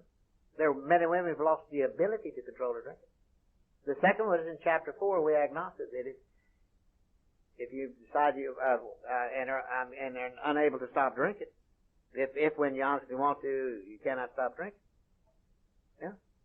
Or if you have little control over the amount you take. Then A is very general. It says, then you're probably an alcoholic. I read that and I said, I'm probably an alcoholic. That if when you honestly want to, you find you cannot quit drinking, or when drinking you have little control over the amount that you take. And then the third description is what? The first step. Twofold, mind and body. Any idiot knows that an alcoholic ain't spiritually correct in between drunks and drinking, unless they've got a spiritual program to live by. That was our problem before we got to AA. Our problem wasn't drinking and staying drunk. Our problem was inability to keep from drinking. The inability to keep from staying drunk. That's the reason we need the recovery program right now. You don't need it when you're drinking. Now is when we need it. And if we preserve it through the traditions to allow it for the now to live now, this is the reason we're all here right now. Because we do not know when the obsession to drink will return, but we know that it will. And if we're not on solid spiritual grounds at that time, then it may be too late. Nay, just narrows it down one day at a time. This applies to groups. It applies to anything or anybody. And so as a result of it, many, in fact, you don't even have to say it aloud that I'm an alcoholic. Nobody can force you to do it, you know. AA, you don't come to AA like you join the church or like you go to the Rotary or anything else, you know, or join the Toastmasters or the country club. I've never seen an alcoholic wake up and say, well, now I belong to the Rotary, I belong to the Lions Club, I belong to the church, I belong to the country club, I'm a big wheel on the community fund. I need something new to join. Today, I think, let me look in the book. Well, I don't belong to this. I think I'll go down and join Alcoholics Anonymous. We don't quite get here that way. We certainly don't. And you say, well, you don't even have to say it aloud. And that's very unfortunate for us who arrived at AA with only a half-hearted desire to stay sober. You know why we're alive in AA today? Because somebody cared to keep the doors open for us. You know why we're sober today? Because we ain't drinking. Now, if it gets more complicated than that, I'm going to have to go get me another deal. And the reason I ain't drinking today is because I found a way to live with the pain of reality and live with the joys of reality and not feel so bad and get drunk and angry and crazy and not have to drink to celebrate how great I am. Now, if it gets more complicated than that, I'm going to get me another deal. I don't know about anybody else. And so, as a result of it, you know, in AA now, you know, who are we going to keep anybody out? Too many are desperate drunk. And when I say alcoholic, as I said before, even though we may have other problems, you know. Now, I know there's a lot of them get up and say, you know, I'm an alcoholic and an addict. I'm an alcoholic and a glue sniffer. I'm an alcoholic and a needle freak. You know? And all this and that.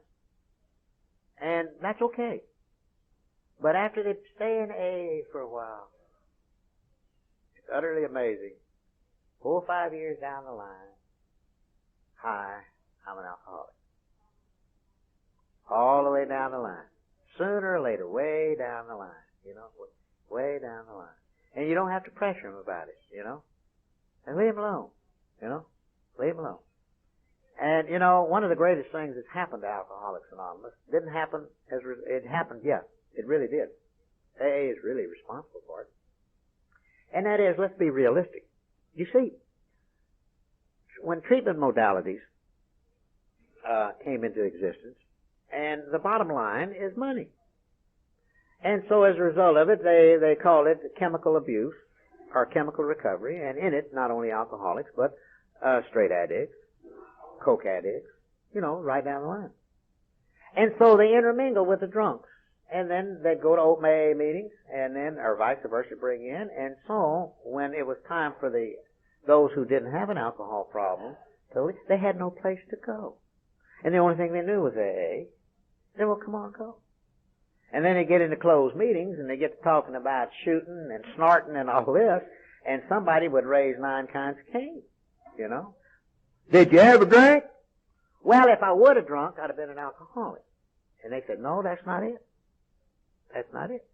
So they came. And then what happened? They're kind of like, and so it got to be kind of tough for some of them. And so finally, they wanted to take our entire recovery program and use it, Narcotics Anonymous, and we said no. for reprint. So finally, through trial and error, and it's there in your central office, is their own recovery book called Narcotics Anonymous. And baby, it is a good one. It is real good. Because now that's for the straight addict, and I got kind of tickled. I've been to about 12 or 13 NA meetings, and I've been to their first really convention in Philadelphia. And I got kind of tickled.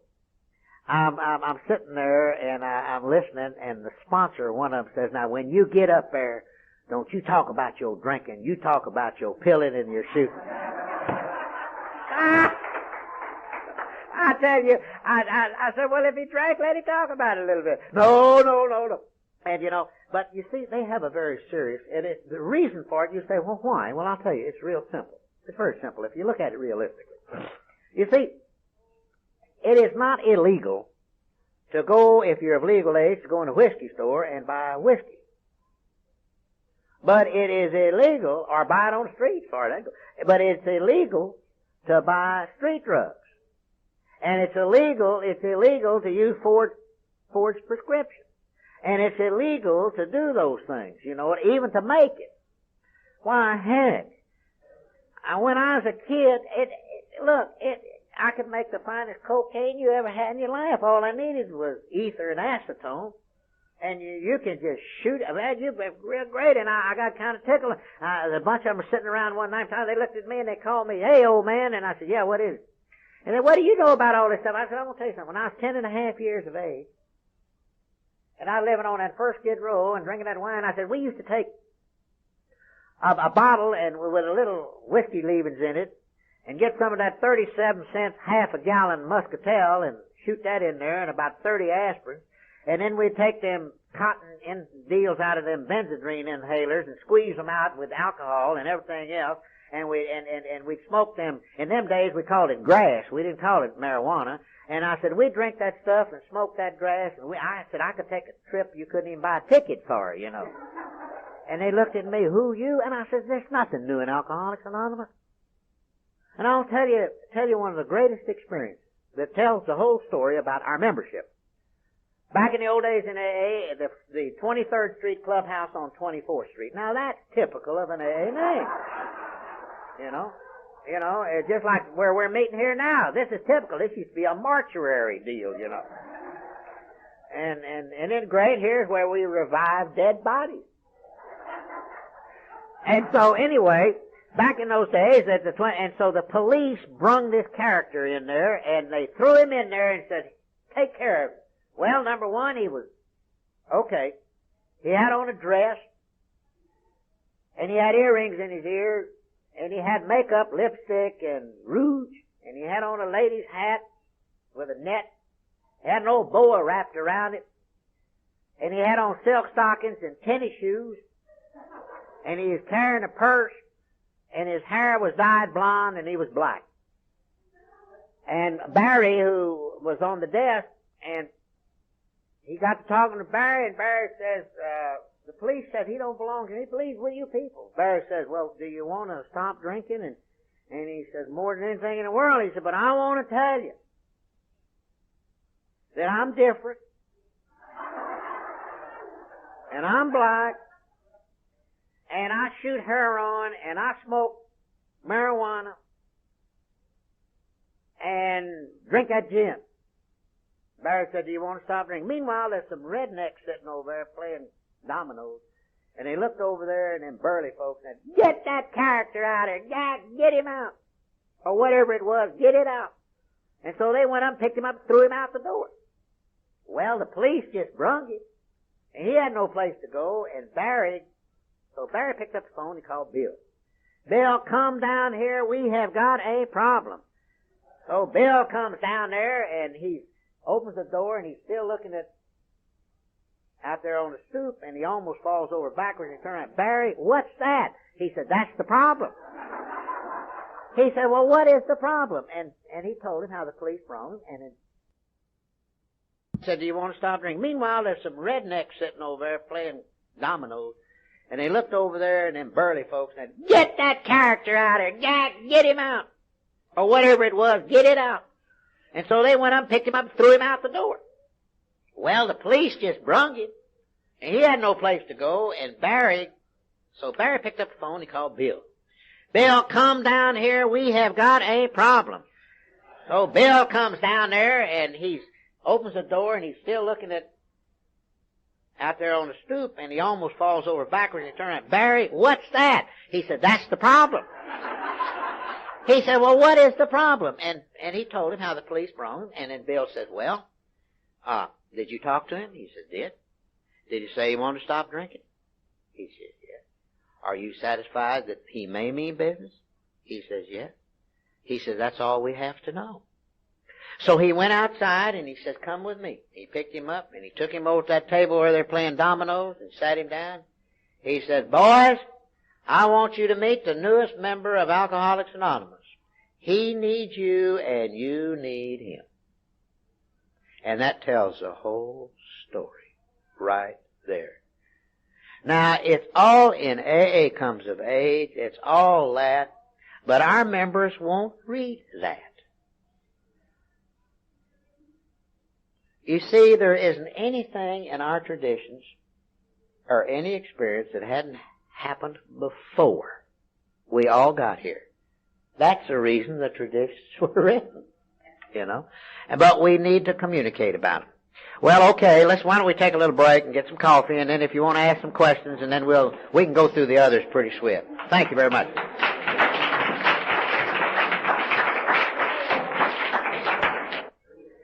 Well, welcome back, and we'll go on, and I'm still David, an alcoholic. Hi, David. And I haven't had a drink today since I've started, so basically this is what I'm here for, David's sobriety. So tradition 4, each group should be autonomous except in matters affecting other groups as a whole, and a member of Alcoholics Anonymous who goes to a lot of meetings, or travels away from, let's say, the locality or the local area or maybe the city or town in which they had gotten sober. Sometimes, and particularly in different parts of the country, have a tough time getting acclimated or feeling comfortable in the group. And, early in my AA life, I'm glad I went out of town to an AA meeting to find out that the AA didn't start in that group and that the oldest member wasn't Bill Wilson in the group that I got sober, that AA was everywhere. And now a member who does any amount of traveling finds the AA spirit much the same everywhere. But apart from that inward kinship, there is vast differences among groups.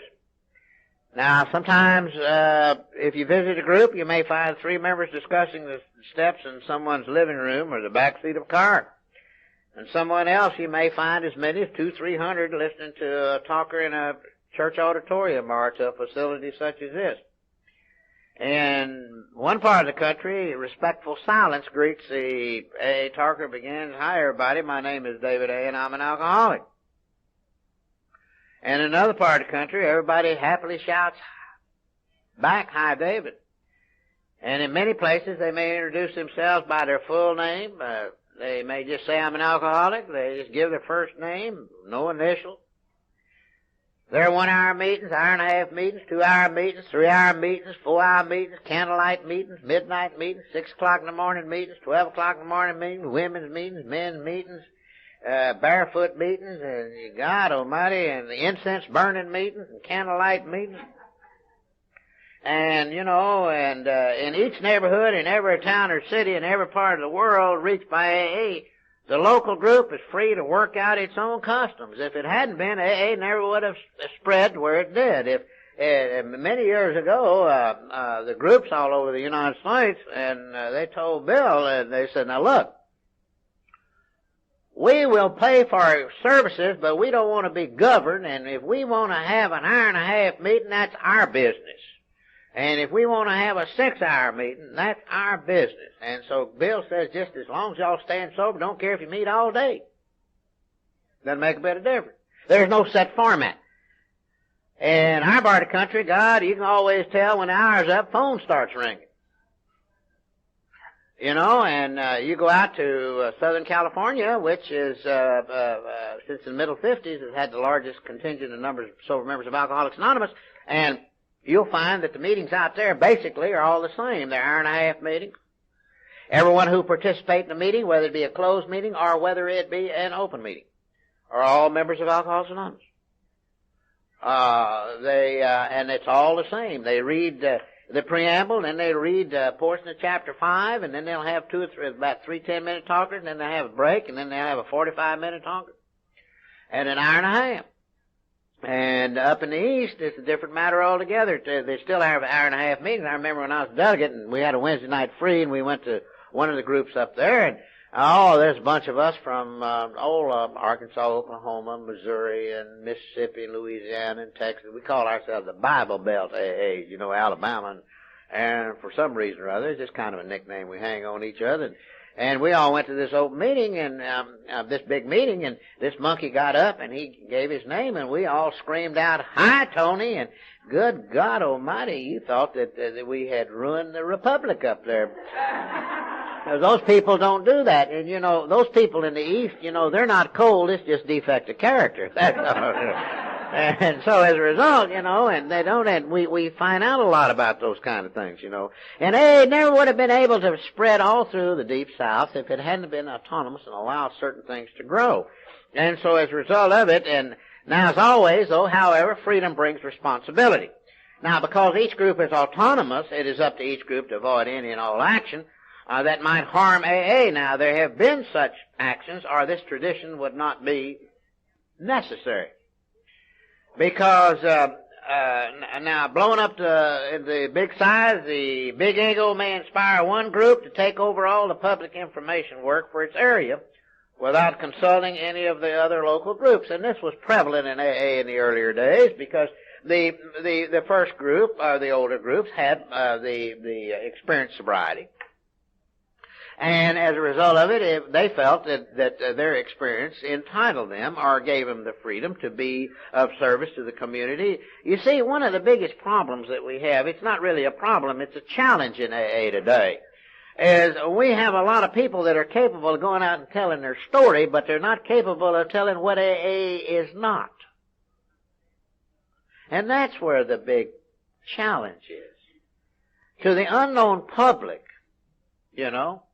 because when most of them are asked to go talk, let's say at a Sunday school class, or else at a service club luncheon, or even in a big school meeting, or most members of AA, all they know is their story.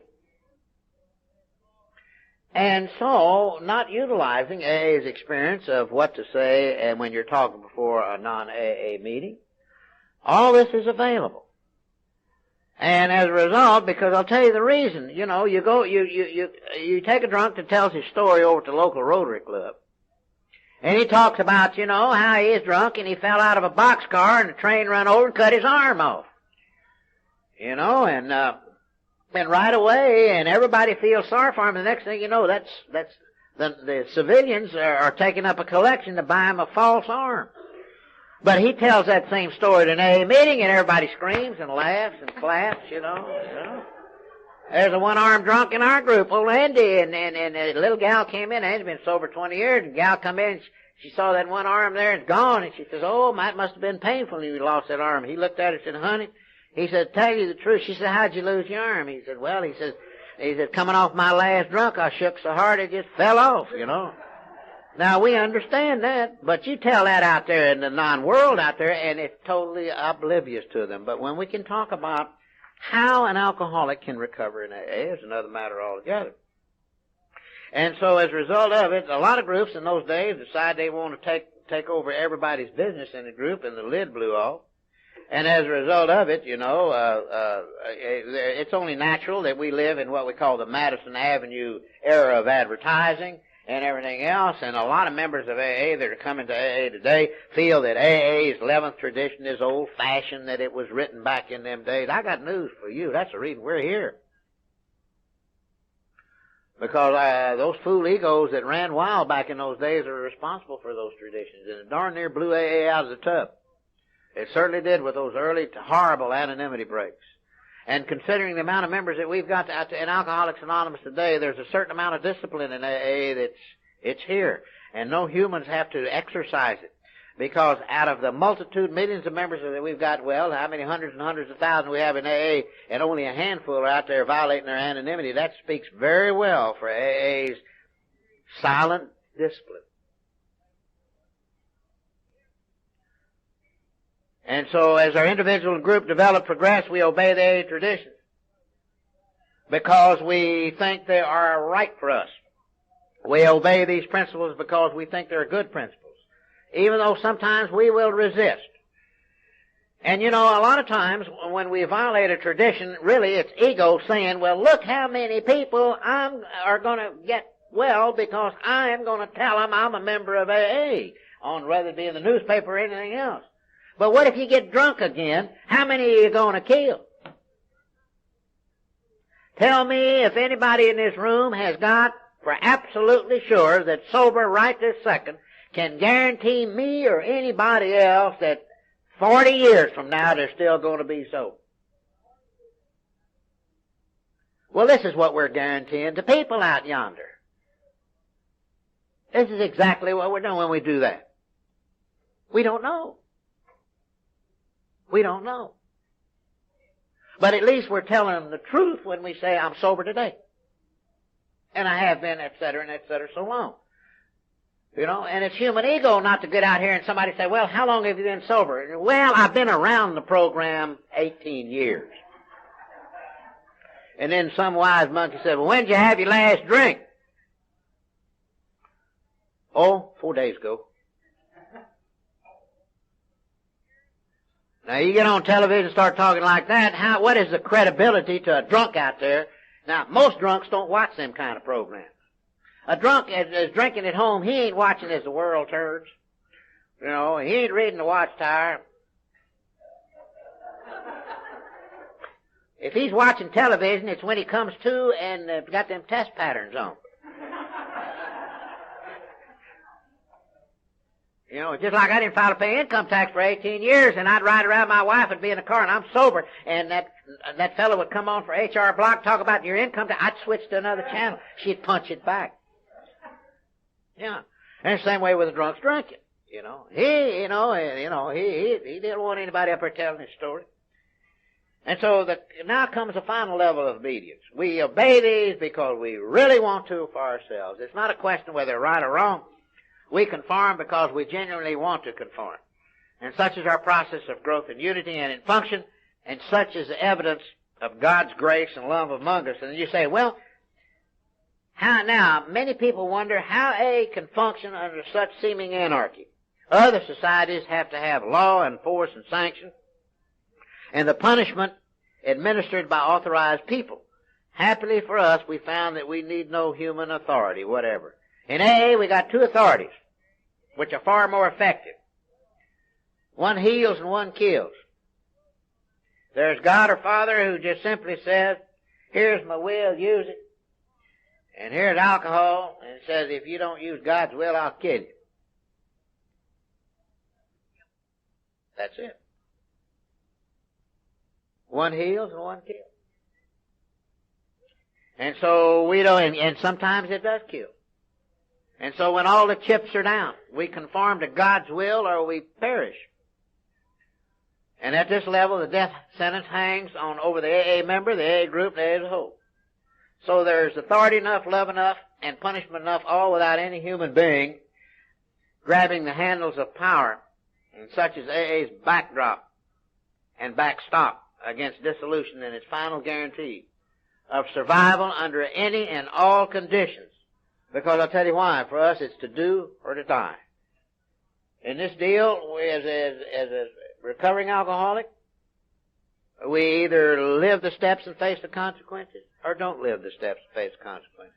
As an AA group, we either live the traditions and face the consequences, or we don't live them and face the consequences. Doesn't make any difference. Either way around, we're going to have to face the consequences. Here comes a goodie, tradition 5. Each group has but one primary purpose, carry its message to the alcoholic who still suffers. You know, every newcomer learns the hard way, and some of us, every newcomer and some of us especially learned the hard way, rather, that this business of staying sober has to have top priority. If we fail at that, we'll never succeed at anything else. And so the fifth tradition just simply reminds each group that unless a group makes its primary purpose that of every alcoholic who comes to AA, the freedom to stay sober, then we are flirting with people's lives.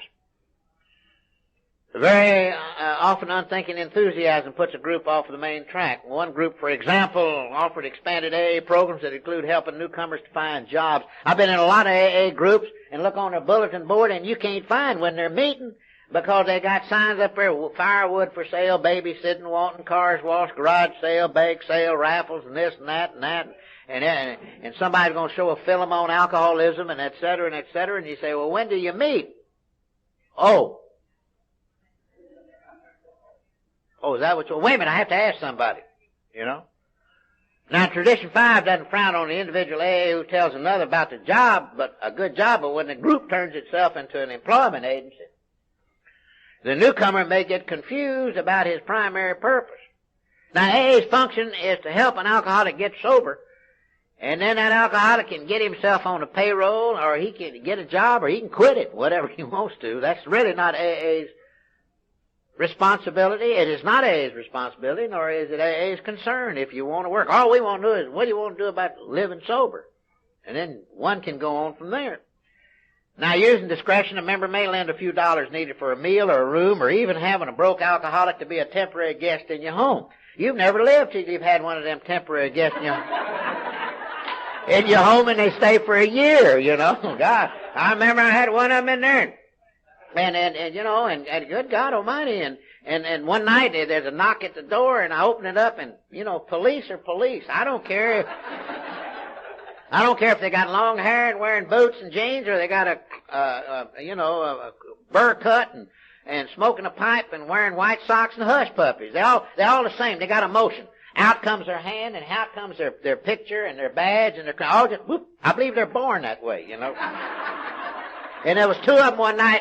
And they said, are you so-and-so? I said, yeah. And one of them said, we got a paper here to search your house. I said, what for? We understand you're harboring a thief. I said, well, there was somebody here, but he gone. And I told him I'd bet him down to 24-hour club, and he didn't have a place to stay and all this and all that. And, well, we got to search. And I said, well, he did leave 2 boxes. And so they went in there, and he opened up the boxes, and my God, there were transistor radios in there, rings, what?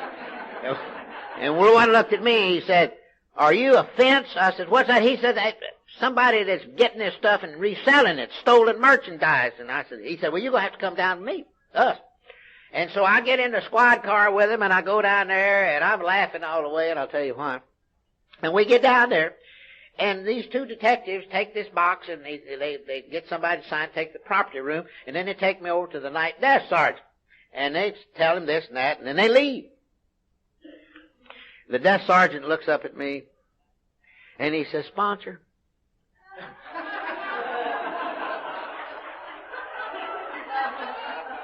When are you going to learn? And, and I told him what the deal was,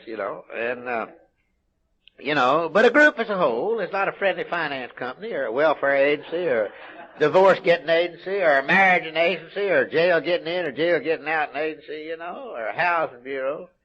Even acting on our own as individual members of AA, an AA layman certainly shouldn't award himself an honorary or herself an honorary medical degree and hand out diagnosis and prescriptions and amateur analysis of other people's neurosis and sickness. Now, because this exact personal failing is so common in AA, the AA group should instill in every one of its members, and particularly the AA group in all of its dealings, should be extra careful to emphasize that the group is not invading the medical field, the psychiatric field, the social worker field through the personal experiences of our members. We are only qualified to carry one message: how an alcoholic can recover in AA. And I'm going to share with you a personal experience. It's not the first time in AA that it's happened. It happens all the time. It's happening right now in an AA meeting somewhere in this world. There's a beautiful gal. And she was 23, 24 years of age when this happened. But from the time that she was 10 and a half, 11 years of age, she became a street urchin. And she developed into a mature, physical, and beautiful gal. But she started on alcohol and street drugs. And she had ended up in jail and for abusing and selling and you name it. And time she was 18 years of age, she'd been in so much trouble, her family totally disowned her. And she was living here and there, one of them live-ins, live-out deals, staying strung out and drunk all the time. And one night she had one of them sports cars that'll do 120 standing still with one of them fiberglass bodies. And she was strung out, and she was out in the country, just way out up in a tree and somewhere. And she was driving about 120 miles an hour, and she missed a curve and hit a huge oak tree head on. And naturally, the front of the car collapsed, threw her through the windshield. When she came through, the top of her skull hit the trunk of the tree and just crushed it. Through some miracle, she did not die. And she spent many, many weeks and many, many months in intensive care and later on, but with a lot of traumatic injuries to the brain and through some very skillful surgery and through God's grace, she didn't die physically. But all for practical purposes, many, many thought she was just a vegetable. And when she did, she had, her recall mechanism was practically gone, and she had halting speech, and she couldn't think, and her memory, it was a mess. And well, her family said they disowned her, they didn't know what to do, so they had to get a court committed, and they put her in the insane asylum and committed her to be there for the totally insane for the rest of her life. And when she was admitted to the insane asylum, and a lot of times we ridicule civilians. We ridicule psychiatrists. We ridicule physicians, and we blame them for our dilemma. They got me hooked. They did this to me. It's an utterly amazing thing. I ain't ever heard one say, I didn't enjoy it. That's the reason why I went back to get hooked.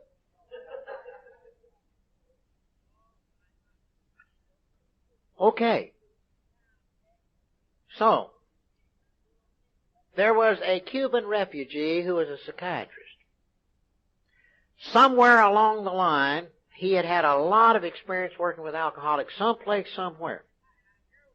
And after reading her case history, he suspicioned that she was an alcoholic. And that if she was, there was a place where she could get well, or better. And that was over at the Alcoholic Recovery Unit in the state hospital. Right there on the ground. And so as she begun to progress, his suspicion now confirmed into belief. And he knew that if she was ever going to get any better, that his medical science and art could not give it to her. Psychiatry couldn't give it to her. Shock treatments and that kind of therapy couldn't do it to her. But there was one place that had the medicine for her malady, and that was them AAs, and the medicine was love. Caring and sharing and loving. That's where the power of our society lies, folks. One drunk talking to another. We care about each other and share about each other because we're a common bond of experience. Because you can't give away something you don't possess. And so, when she got a little bit better, they moved over to the Alcohol Recovery Unit, and God, she just started blooming, just like a rose, just blooming. And when the gals from the outside groups would come in and bring the program, and they'd talk with her, and they brought her pantyhose, and they brought her makeup, and they brought her a hairdryer, and they taught her how to put makeup on again. She couldn't even recall how to do that, and fixed her hair, and God, and everything, and clothes, and she kept saying, if I ever get out of here, can I be a member of AA? And they said, well, if you want to. And finally, she was allowed to go out one weekend, and they took her to AA meetings everywhere, and God, she enjoyed herself so much. And finally, the day came that, that they said she was well enough if she wanted to go out in the outside world, as long as she had a sponsor, and as long as she had a place to live. Well, they brought her into one of the gals' house for about 3 weeks, and then they found a little job for her to do there in the apartment to make a few dollars, and then they found a little garage apartment for her, and she started going to the AA groups, and God, everybody loved her, and she loved AA, and this was her family, and she was just growing and blooming. And then the night came when she sat in one of them closed AA discussion meetings to where everybody in there is an expert. And the topic for discussion that night was, are you really sober if you're also taking medication? Well, it got around to her, and because of her traumatic brain surgery, for the rest of her life she was on Dilantin and a mild dose of phenobarbital, which is the standard medical prescription and treatment for seizures of that nature and convulsions. And it got around to her, and she got to talking about how she's on Dilantin and phenobarbital, and right there and then 3 members sitting in that group jumped her up and says, you're not sober, you're taking dope. And you gotta throw it away, and you've gotta have a new sobriety date. And not knowing any better and thinking that she'd be kicked out of AA, and she had no family, and she went into the secretary's office and asked for her sobriety card, scratched out her original sobriety date, put out a new one, went home and threw all of her prescribed medication, which she was not abusing, down the toilet and flushed them down. And 3.5 weeks later, she had a seizure and a convulsion, the kind that Gatorade and honey won't stop, salt water sipping won't stop, and she died. Her sponsor called me, and she says, I called her parents, and they said, what are we going to do? And they said, we have no daughter. She called me, and I was her male sponsor, and I said, we'll have a funeral. I don't know about up here, but we have a group of us that we have a few lots scattered around for our less fortunate brothers and sisters. Even some of them went back to drink. Then she said, who are we going to have pallbearers? I says, I know 3. And I called up them 3 members of AA and asked them if they'd be pallbearers. And coming back from the services, they rode with me, and the one that had been sober 5 years, he said to me, where do we go wrong? And I said, the AA group and the AA members and all of our dealings should be extra careful to emphasize that we are not invading the medical field. Only through the personal experiences of our members are we qualified to carry one message: how an alcoholic can recover in AA. And I said, gentlemen, we've got a lot of doctors in AA, but we haven't got one physician. We'll let the physician do the healing. We ain't gonna kill folks. Now, that's a common practice in AA, believe it or not. That's not isolated. It happens all the time. And that's what I meant a while ago, that, we're great about talking about saving lives. We don't ever talk about the ones we kill. We certainly did. Now, if we share our own personal experiences, that's one of the reasons why, if I have the privilege to call on a wet drunk on a 12-step call, and I still go on them. I don't tell them to drink. I don't tell them to not drink. I don't tell them to go to AA. I don't tell them not to go. I just tell them my story. Period. That's all I'm qualified to tell them. Nothing else. That's the only experience that I can share with them. Because you see, a wet drinking drunk, when you tell him, you say, look, can't you see what's happening to you? If he could see what's happening to him, he'd see.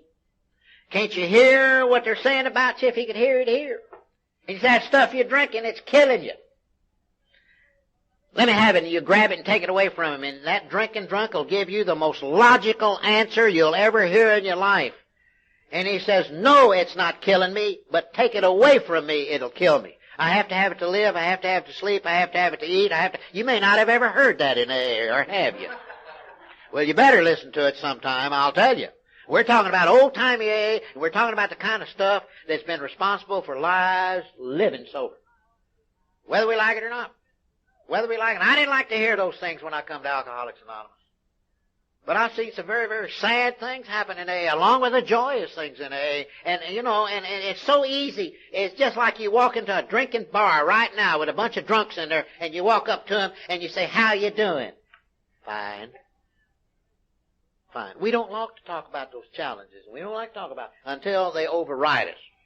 And so, as a result of it, educate. And so, when, the temptation in AA as far as education, the public and everything else is stronger at the time this tradition was written. Because public ignorance about alcoholism as an illness was more widespread than it is now. And since then, other agencies have sprung up to assume the job of educating the general public on alcoholism. Now, education and educating the public on alcoholism is not AA's purpose. No. Only what AA can and will do for an alcoholic if that alcoholic is willing to let it happen to him. Now, because these agencies, such as the National Council on Alcoholism, all the state agencies on alcoholism, mental health and retardation, and alcohol and drug abuse, and etc., we can go on right down the line, are also trying to help the active alcoholic. They are our friends. And so Tradition 6 now establishes the boundaries of this relationship and allow us to work our side of the street and them to work our side of the street, and ain't nobody getting run over jaywalking in the middle. And then we can walk and each of us do what we've got to do. The reason that the National Council on Alcoholism was started, it was started by the thinking of Bill Wilson and several others to do the things that AA had no business doing. Period. And so Tradition 6, an AA group ought never endorse financial AA named to any related facility or outside enterprise unless problems of money, property, and prestige divert us from our primary purpose. Now, the related facility may be a group, outside group combating alcoholism or an enterprise that AAs want to start. And it was the latter that most confronted our young fellowship, and you know what, today it still confronts our fellowship. Particularly with all the grant money, with all the monies that are available today. Not so bad now, but back when the Hughes Javits bill come in, AAs all over the world were leaving AA going into the drunk business. And you'd go into the group and say, I ain't seen you in a long time. Oh, David, I'm a 7. I said, what's a 7? Well, I work for the government. That's the pay scale. Oh. And I said, what are you doing? He said, David, all my life, all I've ever wanted to be was an alcoholism counselor. I said, well, it took you 20 years to admit that you're an alcoholic. And how long you sober now? 8 months? And all your life, that's all you've ever wanted to be is an alcoholism counselor, Well, thank God, agencies found out that just because drunks made a few 12-step calls and sponsored a few, that was not the qualification to be an alcoholism counselor. And they started an education process and to be accredited, et cetera, et cetera, et cetera. Some have made it. Now, it emptied out, and a lot of them went out. Some of them, got drunk, and they ain't ever come back. And some of them got drunk, came back, and some are still sober. And in AA's early days, outside agencies were pretty scarce. And so some AA members thought that the AA should cover the whole alcoholism field. Well, our old Alcoholic Foundation, which was incorporated, it was incorporated to do everything in the field of alcoholism. Everything in this God's world. It could heal drunks, it could unheal them, it could throw them out of AA, it could do everything in the world. But that was changed. And years ago, some super promoters in AA built an all-purpose center, including a section for drying out treatment, But what happened? Lawsuits got involved, and it got into the newspapers, and a lot of problems were going on. And they'd have meetings, and groups got involved in it, And one group in particular decided it was renting a building and it had vacancies down to the next 3 or 4 stores. And they had a meeting one night to see about taking it over. And then they were going to have a rehabilitation house in there for the drunks. And then they were going to make furniture and they're going to sell flowers on the corner like the flower folks do and make money for the deal. And then they got to arguing about how you're going to sober them up. Are you going to use phenobarbital and suppositories, or what are you going to do with them, Are you going to bring them off, let them walk and shake out a drunk, or bring them off on bay rum and wine? And they got to arguing, and it got kind of bad, and this actually happened. And the door opened up, and a little drunk stuck in, and one of them said, who are you? He said, I'm an alcoholic, and I want to get sober. Is this where you're? He said, well, go over there and get you some coffee. We got an important business meeting going on, and when we get through with our business meeting, then we'll tend to you. And that's what we mean by diverting away from the primary purpose of the group. And as a result of, now that ambitious center, they never got off the ground. Some individual members have found it's a very successful, nowadays, you know, my God, they got every kind of a house you want. They got a 3/4 house, halfway house, quarter house, 7 3/8 house, 2 millimeter house. They got them all the way down to just house, you know. and they are run by AAs and patronized by other members or prospective members, but money and property are involved. And so therefore it's been proven wise by our own experience to keep the operation of the facility completely separate from that of the AA group. AA names like the 12-step, 4-step, first step out of the name. Now, towards outside agencies dealing with alcoholism, the AA policy is very simple: cooperation but not affiliation. And a group cooperates, for example, if it wants to, by the vote of its members. Nothing is binding in AA. You can't force a group to do anything. A group don't even have to turn its money in. It can do with it whatever it wants to. It has to live with only the consciousness of its own being honest. And alcohol loves actively dishonest drunks that are sober. It just sits there and licks its chops. Yeah, I'm going to get me another one tonight. You know, and it does. And as a result of it, cooperation but not affiliation. Now, a group cooperates by welcoming referrals from treatment facilities or from modality. The thing that I don't understand about treatment facilities, I wish somebody, if you got them in this area, go back and tell them. When they recently say, now you go to 90 meetings, 90 days or 60 meetings, but why don't they say you not only go to meetings, but stay in AA? Stay in AA. It's the only hope you got out there. Stay in AA. And so, we welcome them from court committed, and from institutions. A group can vote on whether it wants them in there or not, believe it or not. Yeah. Or if they want them to participate, come to an open meeting, sit there, sure can. But in one area, money for a rehabilitation house was solicited at AA meeting, implying affiliation.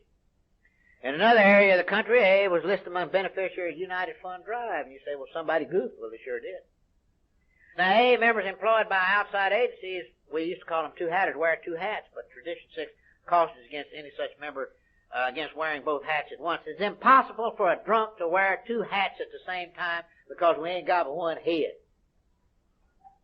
Now, on the job, he or she may be an alcoholism counselor, but he or she is not an AA counselor. There's no such thing as an AA counselor, AA doctor, AA lawyer, AA housewife, AA bum, AA banker. We ain't got but one kind of AA. That's an AA member. It doesn't say what sex or what color or what preference or whatever it is. And it sure helps if you're sober. That's all. We ain't got one kind, and that's an AA member. Now, at meetings, on the job, as I said, at meetings, he or she is just an AA, not an alcoholism expert. So today, we understand the paradox that the more AA sticks to its primary purpose, the greater will be its helpful influence everywhere. And we're all perfectionists. And after failing at perfection, we'd gone to the other extreme. And we'd settled for the bottle and the blackout. And then Providence, through Alcoholics Anonymous, had brought us within reach of our highest expectations. So it became good reason, with this kind of thinking, why shouldn't we share our way of life with everyone? And it makes sense, doesn't it? So in the early days, they tried hospitals. They all folded because you cannot put an AA group into business. Too many busybodies mess up the formula. Then AA groups in AA it's almost impossible for an AA group in business because if you got 30 members, you got 30 dictators. Yeah. Then the AA groups had to try education, and when they began to publicly drumbeat the merits of this or that brand, people would start getting confused. And they said, well, did AA fix drunks, or was it an educational project? Was it spiritual? Was it medical? Was it a reform movement? So in utter confusion and disgust, AA found itself getting married to all kinds of enterprises, some good, some not so good. Then some AA groups started hounding AA legislatures for legal reforms in this business, committing drunks to prison and asylum. And in those days it made good reading, but little else. Then AA became mired into politics. And even AA, and inside AA, we, as I said before, found it imperative to take the name off of clubs and 12-step houses. And so the experience, as a result of our experiences, inflamed a deep-rooted conviction that in no circumstances could AA endorse any related enterprise, no matter how good. Because we of AA cannot be all things for all people, nor should we try. And then, of course, many of you read AA Becomes of Age about the member who thought about taking a public relations job at one of the large distilling companies to educate the public why alcoholics should not consume alcohol. Everybody knows why an alcoholic should not consume alcohol except the alcoholic. Everybody knows it. But that liquor association wanted that member to use his full name and all of his advertising, and he was to be described as its director of publicity and as a member of Alcoholics Anonymous. Now, there couldn't be the slightest objection if such an association hired an AA member solely because of his public relations ability and his knowledge of alcoholism, but that was not the whole story. For in this case, he not only was an AA member to break his anonymity at the public level, he was to link the AA name to that particular educational project and also to that distiller in the minds of millions. Now, I'm going to tell you the kind of alcoholic I am. If I was drinking and that monkey got on there with his full face and he says, I'm a member of AA and I'm working for this Buzzard Liquor Company, I'll tell you what I'd do, and he's sober. My mind says, hey, baby, David, baby, you can drink that Buzzard liquor, and you ain't going to be no alcoholic. Maybe I'm the only alcoholic in this room who thinks that way.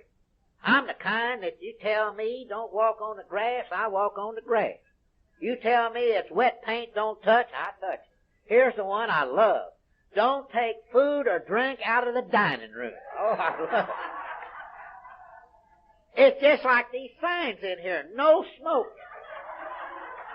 But before the meeting, they ought to reverse them, you know what I mean? Yeah, no smoking. Really. And it's just, that is an absolute, it's a demand for an alcoholic to violate it. You put absolutely no smoking in there, and this place would be full of smoke. But if you put, please refrain from smoking, no smoking, we're pretty good about it now. And so, as a result of it, that particular member, he came to the censors in question, realized that AA saved his life, and it had to come first. And he certainly didn't want to be the guy to land AA in big time trouble, and this we certainly did. We were talking about this a while ago before we got started against this. Concerning endorsements, our friends said it all. We have never before that we could lend the AA name to any cause other than our own. Tradition 7. Every AA group ought to be self-supporting, declining outside contributions. Now, we have to be practical. A group can hardly hold its regular meetings on a street corner in an empty basket when not pay the rent or fill a coffee pot.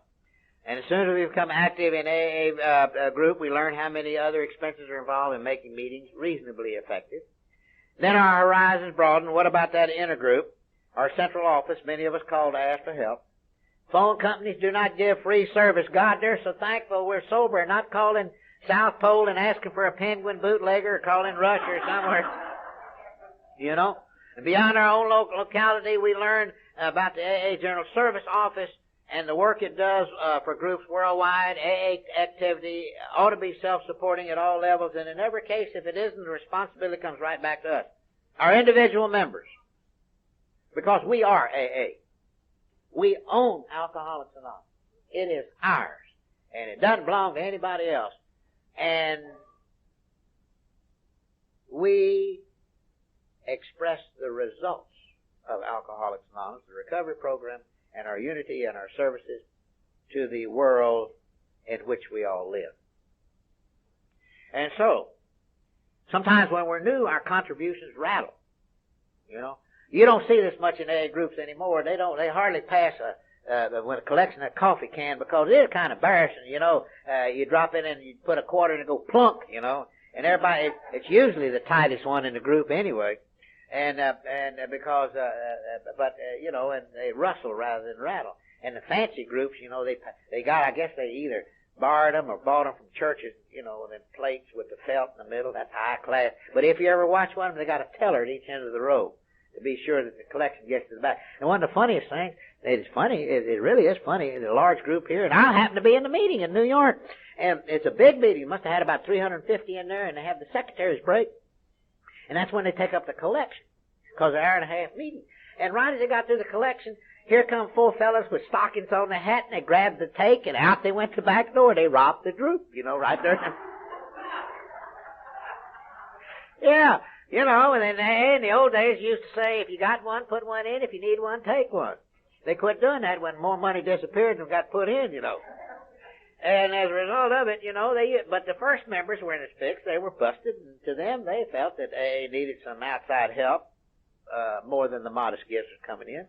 And their plans required some big shot ideas of philanthropy, but as one of the greatest friends that Alcoholics Anonymous ever had, and he gave us the greatest piece of experience that AA could possibly ever be given to us for nothing, was John D. Rockefeller Jr., an early AA friend, who said, I'm afraid money will spoil this thing, and I'm not going to be the one that's going to spoil it. And a few AAs had already reached the same conclusion. Gradually, the minority became the majority, and experience showed that our own members ourselves, when we are informed what it is needed for, we could provide enough to finance AA's proper aim.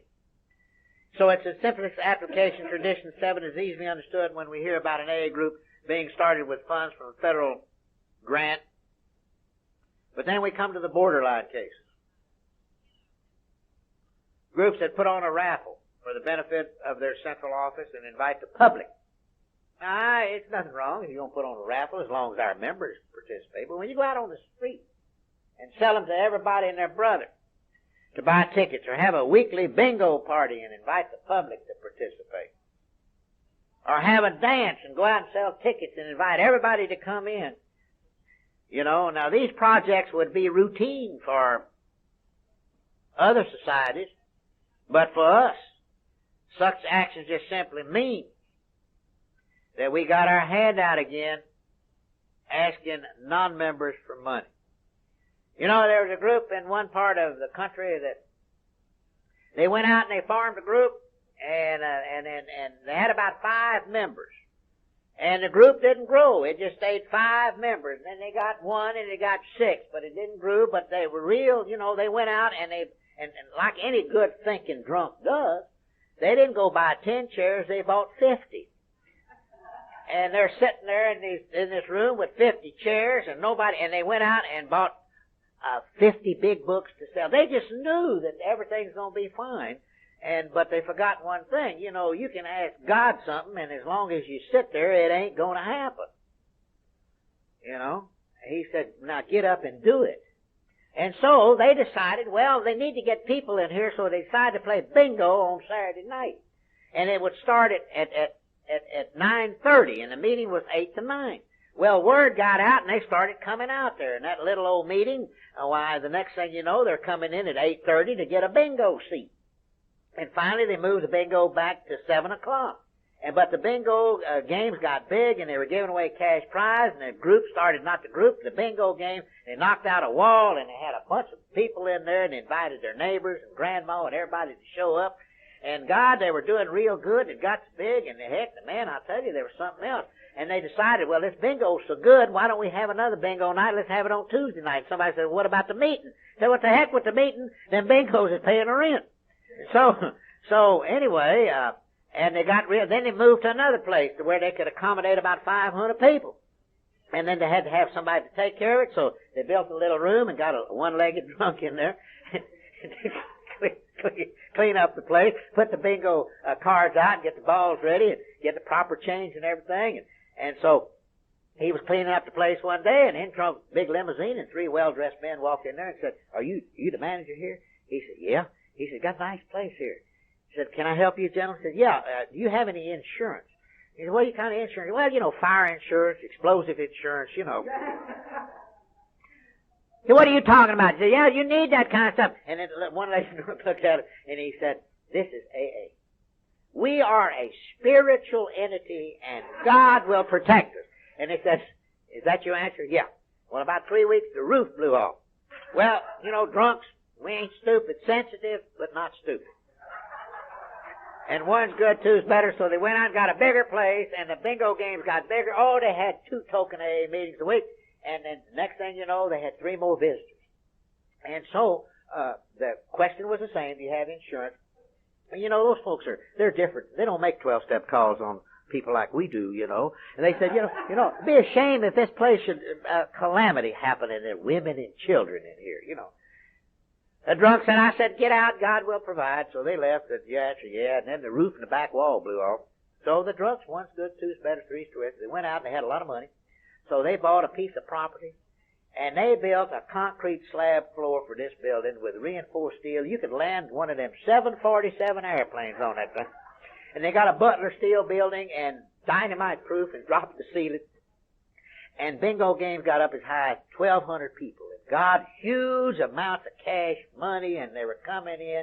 They had 3 more visitors, and he gave them the same answer. Well, the next time that thing blew, it blew concrete slab, reinforced steel floor, Delta building, bingo balls and cards all the way into New Mexico. Well, I got a phone call from our general service office and one of the secretaries, and they had the news media up there, not only television, but radio from every one of the networks wanting to know what in the devil is going on. This was broadcast already on the morning show, on the noon show, at the 6 o'clock news in the morning, and they want to know what's all this gambling and dynamiting. Well, you see what happened. Anytime you use dynamite or explosive, you got the Treasury boys on you, my friend. You betcha that's the Secret Service, and they're real nosy about things like that. And they want to know what in it. And when they called me, I said, well, I don't know why you called me. This is the 3rd time. Well, they saw the errors of their way, and they went and started another group and started working with drunks. And the group is growing. And guess what? They had a business meeting last summer, and they decided to start the bingo again.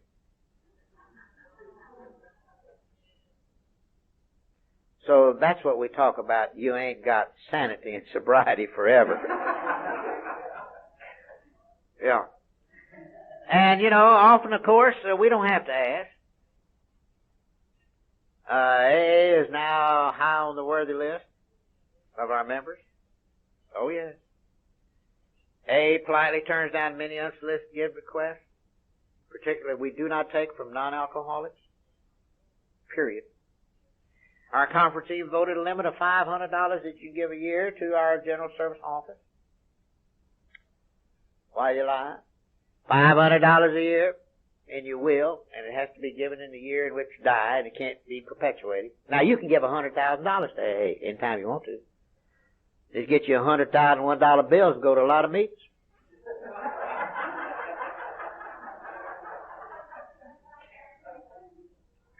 You know?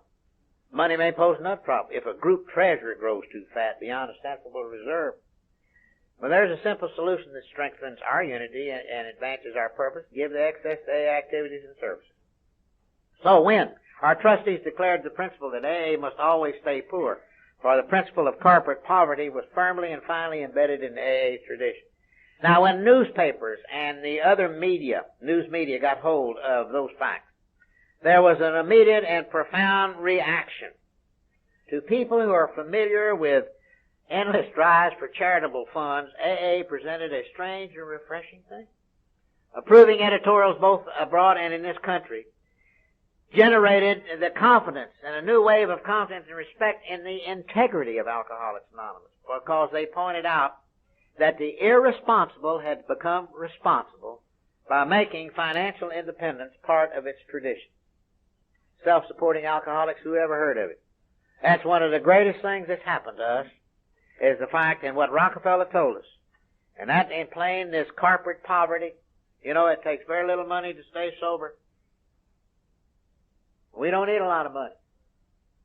Because when we get into money, then we get to arguing about what to do with it. And every drunk is a financial expert. And you know what an expert is, don't you? That's a drip under pressure.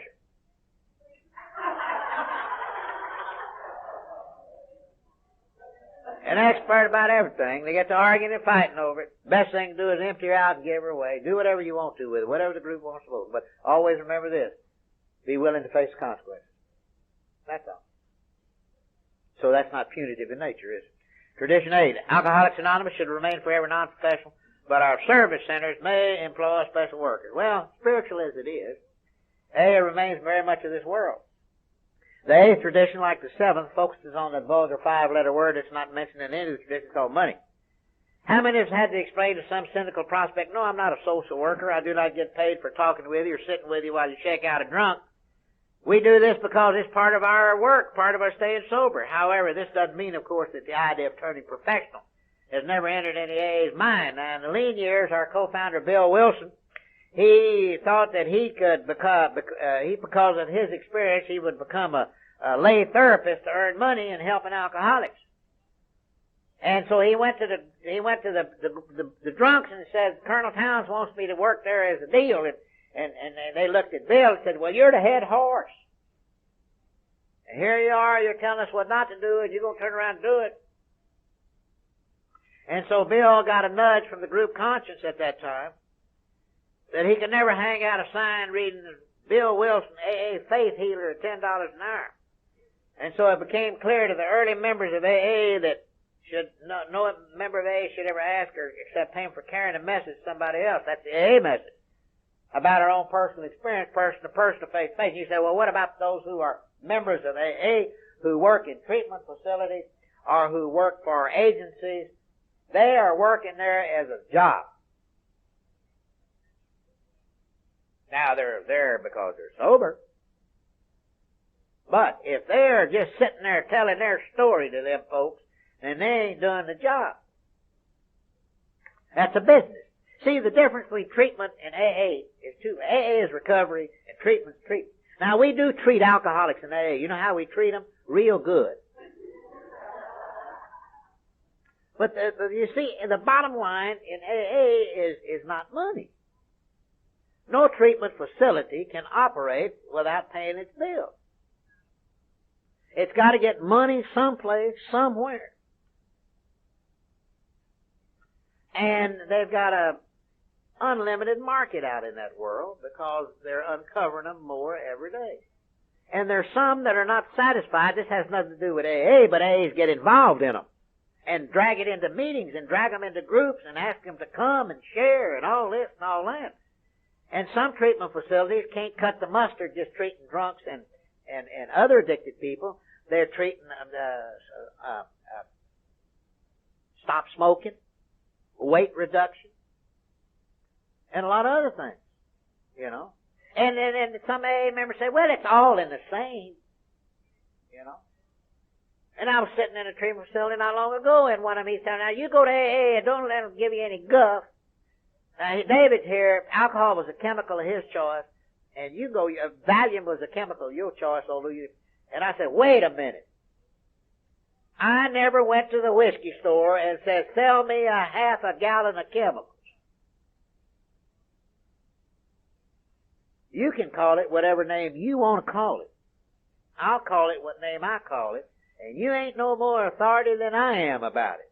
But let's just set the deal straight. That's all. Now, why don't you tell this young man that he's welcome to come to AA? And I'm not going to ask him whether he's an alcoholic or whether he's an addict or whether he's a gorilla. Let him come on. And then I'm going to ask him the question, when you decide you want what we have and are willing to go to any length to get it, then you're ready to take certain steps. And it's in the deal, you for yourself will have to make up the mind whether you belong or not, and not what somebody else tells you what you need to do. And the sooner you learn that simple principle of freedom, you got a chance to live in this world.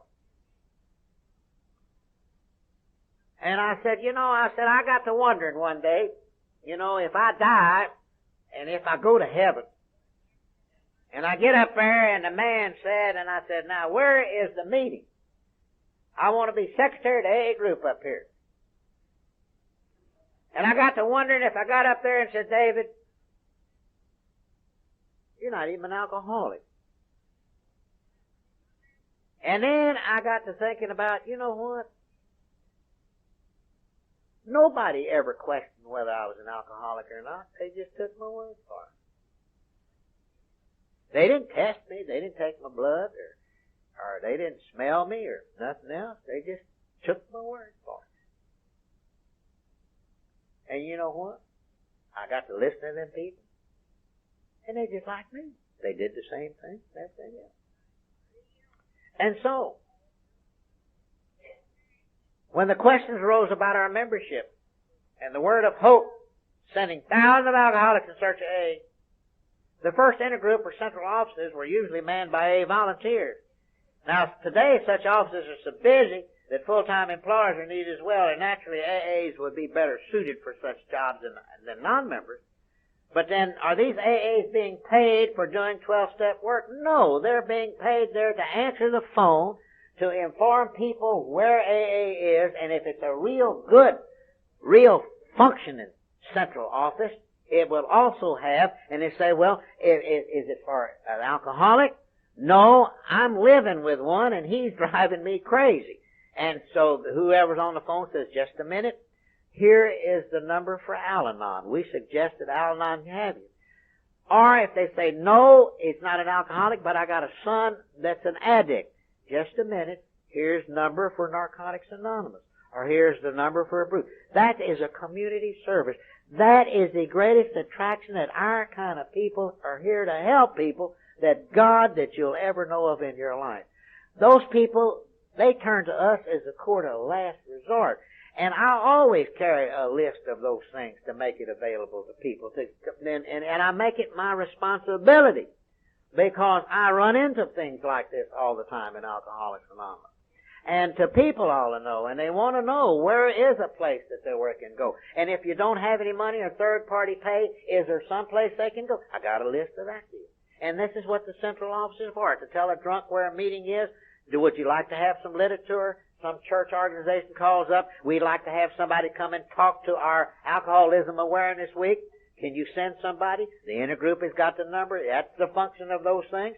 And if they're on the phone 12-stepping a drunk and telling them about their story all the time, then they're not working at a job. Then that's a paid 12-stepper. This is what we're talking about. However, when the meeting is over with, when their business day is over with, when their business day is over with, when they go to the group, they're going for themselves, and they're getting paid for their sobriety. Their sobriety is being paid right there. And that's one of the ways we stay sober. They used to call it paying a little premium on your insurance policy. And that's the way it used to be. And that's the way it is.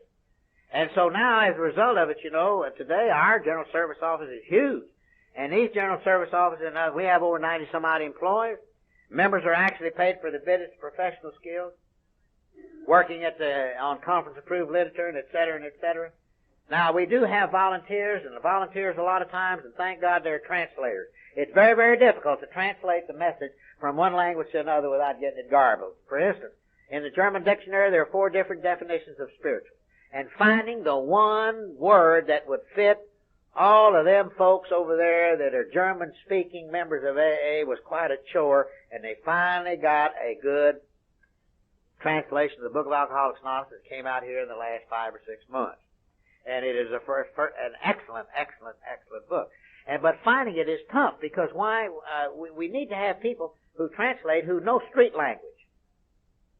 It's very difficult. Now, you get someone who has a college degree and a doctorate in, let's say, Italian, and you've got a drunk laying out there in the canal out there in Venice, and he's just retching his guts out, and he writes and he talks. Now, I never use this word except only when I do traditions, period. It isn't that I'm against it, but I just don't use it. But there's no word like it. You can't substitute for it, and that's the word puke. There is no word like puke. Throwing up ain't puking. Sick at the stomach ain't puking. And he's laying out there and he writes letters. Oh, he's puking in the canal out there. And some bird brain writes back in Italian, well, I did the same thing. Well, I think I understand. I accumulated a lot of gas and come through my ears and my nose. And that drunk over there said, what have I got a hold of? But if you get someone who can speak street Italian and he writes down there and talks about him puking in the gutter, aha, he's one, too. You see, that is where the power of our society lies. And so, and as a result of it, and our literature, now please take our literature. Please take our literature. This is one of the most popular pieces of literature that we got in the age. Can't keep it in stock. What happened to Joe, and the other one's what happened to Alan. We can't keep them. We don't know where and it's comic style, and we believe that the reason it's so popular because in comic style it appeals to the basic intelligence of most drunks. And so when this thing came out, Lewis R., who is still alive from Philadelphia, he was a delegate to the first conference, first black delegate, and they were getting ready to do this, and Bill asked Lewis, says, Lewis, where are all the blacks in AA? Or all the drunks? He said, well, I guess they're not in AA, they're in the penitentiary. And so he said, well, we're getting ready to put this out. What do you think about a black face? But Lewis said, fine, as long as it's not mine. Well, this is a full-color press. That goes to artist and illustrator and everything else. So I went to the artist and illustrator, and you always get the cover before you get the inside of it. And it came back, and the black standing there, my God, it was black. And the black looked at it and says, my God, it'll offend the lighter-skinned one or this or that. Lighten it up.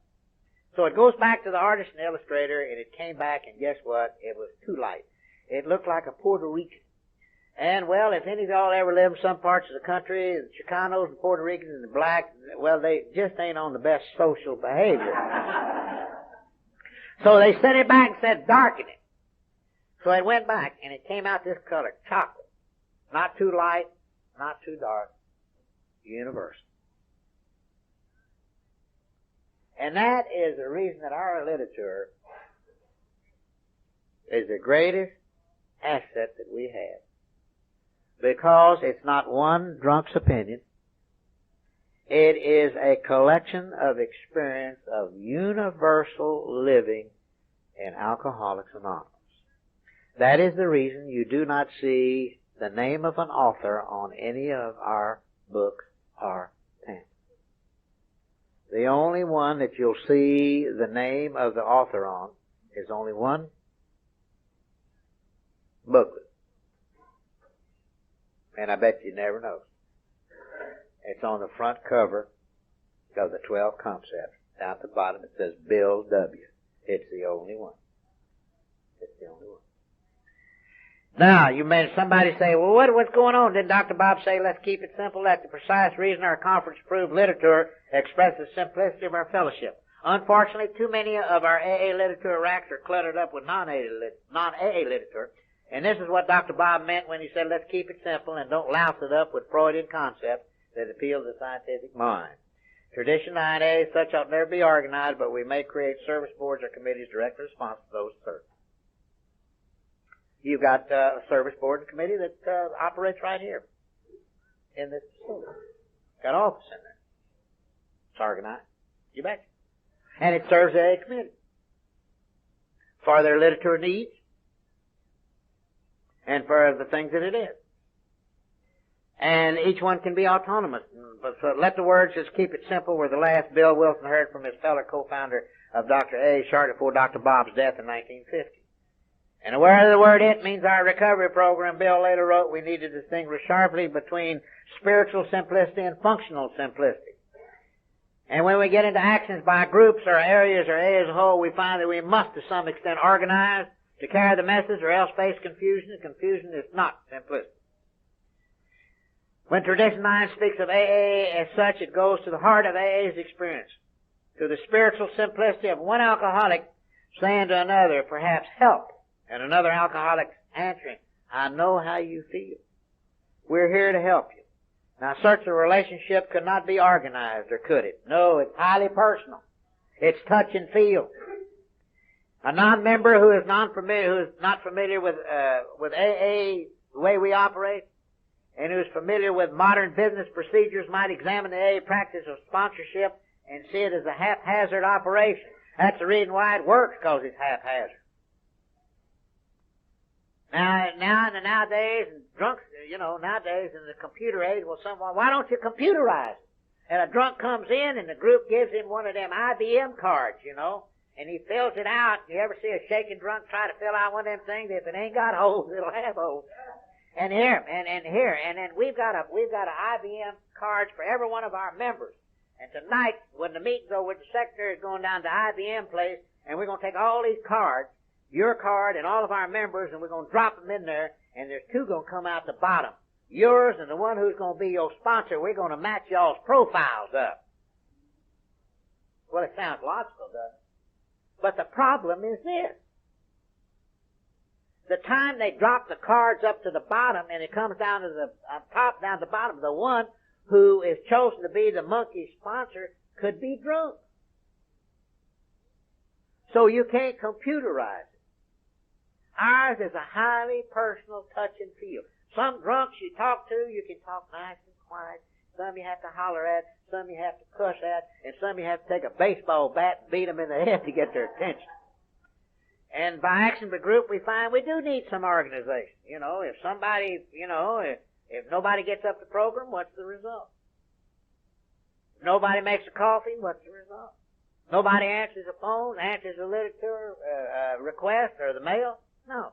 So in order to avoid such a disaster, one or more members is either agrees to be responsible, or they're elected, or they're requested, or they're appointed, or you better. And so all the way from coffee brewers to our General Service Board, those of us who take part in AA service work are assuming responsibility, not authority. And so as a result of it, this is a highly, and if you're going to pay them a decent wage, and then if they don't do the job, you can fire. But if you ask a member and say, well, you're retired and you're rich and you ain't got nothing to do, and why don't you come down here and open up and answer the phone and order the literature and count the money and go to the bank. Are they requested, or are they appointed, or you better. And so all the way from coffee brewers to our General Service Board, those of us who take part in AA service work are assuming responsibility, not authority. And so as a result of it, this is a highly, and if you're going to pay them a decent wage, and then if they don't do the job, you can fire them. But if you ask a member and say, well, you're retired and you're rich and you ain't got nothing to do, and why don't you come down here and open up and answer the phone and order the literature and count the money and go to the bank, look what a tremendous job it'll do for you. But the rest of them say, ain't it great? We gonna get it cheap. We don't have to pay nothing. And then the first time he makes a mistake on the deposit, and the first time he forgets to pay the light bill, and they come in or the rent, and the meeting and the doors is locked, and somebody says, well, get rent. Wait a minute. He's doing it for nothing. And after all, don't be too hard on him. He's liable to get drunk. But you see, whether you're an alcoholic, sober or not, and you're working at a real definite job, and the job is from 8 to 5, whether it's in a service office in here or in New York, and you don't produce, and your work progress is not satisfactory, then they can fire you. Just like any job. Like any job. And that's the difference in the way we used to operate and the way we operate today. Tradition 10, Alcoholics Anonymous has no opinion on outside issues, hence the AA name ought never be brought into public controversy. We think that the future safety of Alcoholics Anonymous greatly depends upon Tradition 10, AA's principle of no controversy to public will. Since AA began, AA has never been divided by a major controversial issue. And by some deep instinct, we have known from the very beginning that no matter what the provocation, AA itself, that is the name Alcoholics Anonymous, should never publicly take sides in any fight, even a worthy one. We must remember, however, this reluctance to fight one another or anybody else is not a special virtue which makes us feel superior to other people, nor does it mean that the members of AA who have been and are and will be restored as citizens of the world, that we're going to back away from our individual responsibilities to act as we see fit on the right upon issues over time, to vote as we see fit, only as individuals. But when it comes to AA as a whole, that's a different matter. Alcoholics Anonymous does not enter into public controversy because we know our fellowship will die if we do. We survive and grow and spread because we know that Alcoholics Anonymous is something of greater importance than any weight that we could collectively throw back at any cause. Recovery from alcoholism, which is life for us, and we wish to preserve its full strength because it's our only means of survival. This last house on the block, baby, where are we going? Where are we going to go? Now, the Washingtonian Society, a movement among alcoholics, which started in Baltimore over a century and some odd years ago, almost found the answer to alcoholism. At first, the society was composed purely of alcoholics, trying to help one another. And just in a few years, they grow to be 200,000-300,000. When I come to Alcoholics Anonymous over 17 and a half years ago, or whatever it was, they estimated there were 350,000 members of AA in the United States and Canada, and yet the Washingtonians in 2 or 3 years got up as high as 300,000 or 400,000. Now, had they stuck to their one goal, they might have found the full answer. Instead, the Washingtonians permitted politicians and reformers, both alcoholics and non-alcoholics, to use the society for their own purposes. They took violent sides on slavery issue. They even put out pamphlets. And some became temperance crusaders. Now, ain't that a kick? An alcoholic becoming a temperance crusader. Well, I'll tell you, I don't know if you go to AA a lot, but I'll tell you what, what's the most nauseating member of AA? The most nauseating member of AA is that self-righteous, religious, sober alcoholic. And nauseating, And here they became temperance union leaders and everything, reformers, and both alcoholic and they allowed both alcoholic and non-alcoholics to use the society for their own purposes. And guess what? Within a few years, they completely lost their effectiveness in helping alcoholics, and the society collapsed. And our tradition 10 is based basically on the mistakes that the Washingtonians made. And so you see, in AA, we're not incorporated as a legal instrument with which to attack anybody, no matter how severe the provocation. We believe, since AA's inception and up to now, that AA is a fellowship and not an organization. Incorporation necessarily makes it an organization. And years ago, there was a tremendous alcoholic. Annie knew him. Some of you may have known him by the name of Bob Thompson. Bob was a federal judge from Mississippi, Gulfport, Mississippi. Bob was a delegate in General Service Conference, one of the finest legal minds, drunk or sober. And when he became up to that conference as a delegate, they thought about incorporating AA, the name Alcoholics Anonymous. Just AA. And so they asked Bob with his legal mind if he would chair a committee and pick his man, so he got a fellow by the name of Willard Pegg. Willard's dead too. Willard, very personal friend of mine. And when the conference started the next day, they said, well, did you come up with anything? He says, no, gentlemen. And this went on, and they said Friday, and the conference would break up on Saturday. And they said, Bob, have you come up with anything about incorporating AA? He said, I'll let you know Saturday morning. Saturday morning said, Bob, did you come up about incorporating AA? And Bob got up and he said, my members of Alcoholics Anonymous, I need to ask you but one question. How can you incorporate God?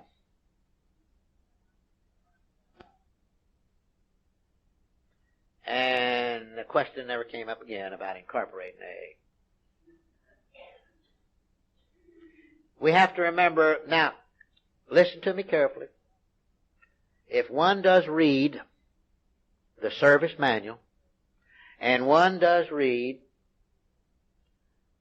the General Service Board and its incorporation, its bylaws, it'll answer a lot of your questions about why is it that certain fellowships can use our 12 steps. And it says this, that the 12 steps of Alcoholics Anonymous belong to all mankind. The 12 steps belong to all mankind, rather. But the minute you put the 12 steps of Alcoholics Anonymous, the two words alcoholic, then reprint permission has to be asked for because of a copyright violation. But you see, because the 12 steps, what are they? It's nothing more than God as we understood Him. You take that out, you take God out of the recovery program of Alcoholics Anonymous, and you have no recovery program. Or power greater than oneself. And so, but our corporate entities, that's another matter altogether. Tradition 11, our public relations policy is based on attraction rather than promotion. We need always maintain personal anonymity at the level of press, radio, and film. And I want to remind you something. And hey, we ain't got but 3 absolutes. Absolute abstinence from alcohol. The absolute freedom for any alcoholic to be a member of AA and leave AA. And absolute anonymity on the public media. This is the only tradition where it doesn't say you ought to. It says we need always. You don't have to have too many study groups about the word always. Always maintain anonymity level press rate on film.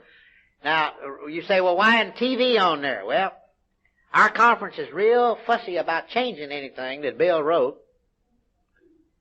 And actually, films is still video anyway, so it really doesn't make a difference.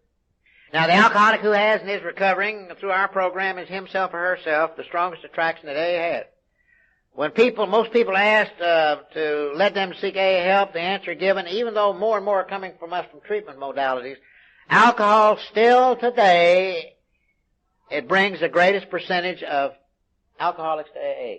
It just throws them in there. And if you listen to what alcohol tells you when it throws you into AA, you know what it tells you? Buster, you better stay in there because you poke your head out, I'll kill you. Well, but when you ask, a lot of the members would ask them to seek AA help, the answer given most, and a lot of times is the AA member. Now, our chances would be slim if all of us had remained completely in hiding. But many of us have chosen to tell our friends, our physicians, our clergymen, our employers, our neighbors, our co-workers that we are in AA, and when we do that, we are not breaking our anonymity in the meaning of this tradition. Now, suppose a sick alcoholic who never had the good fortune to meet AA, how's he going to find us? And his or her search will be difficult if the local group thinks it should be autonomous too.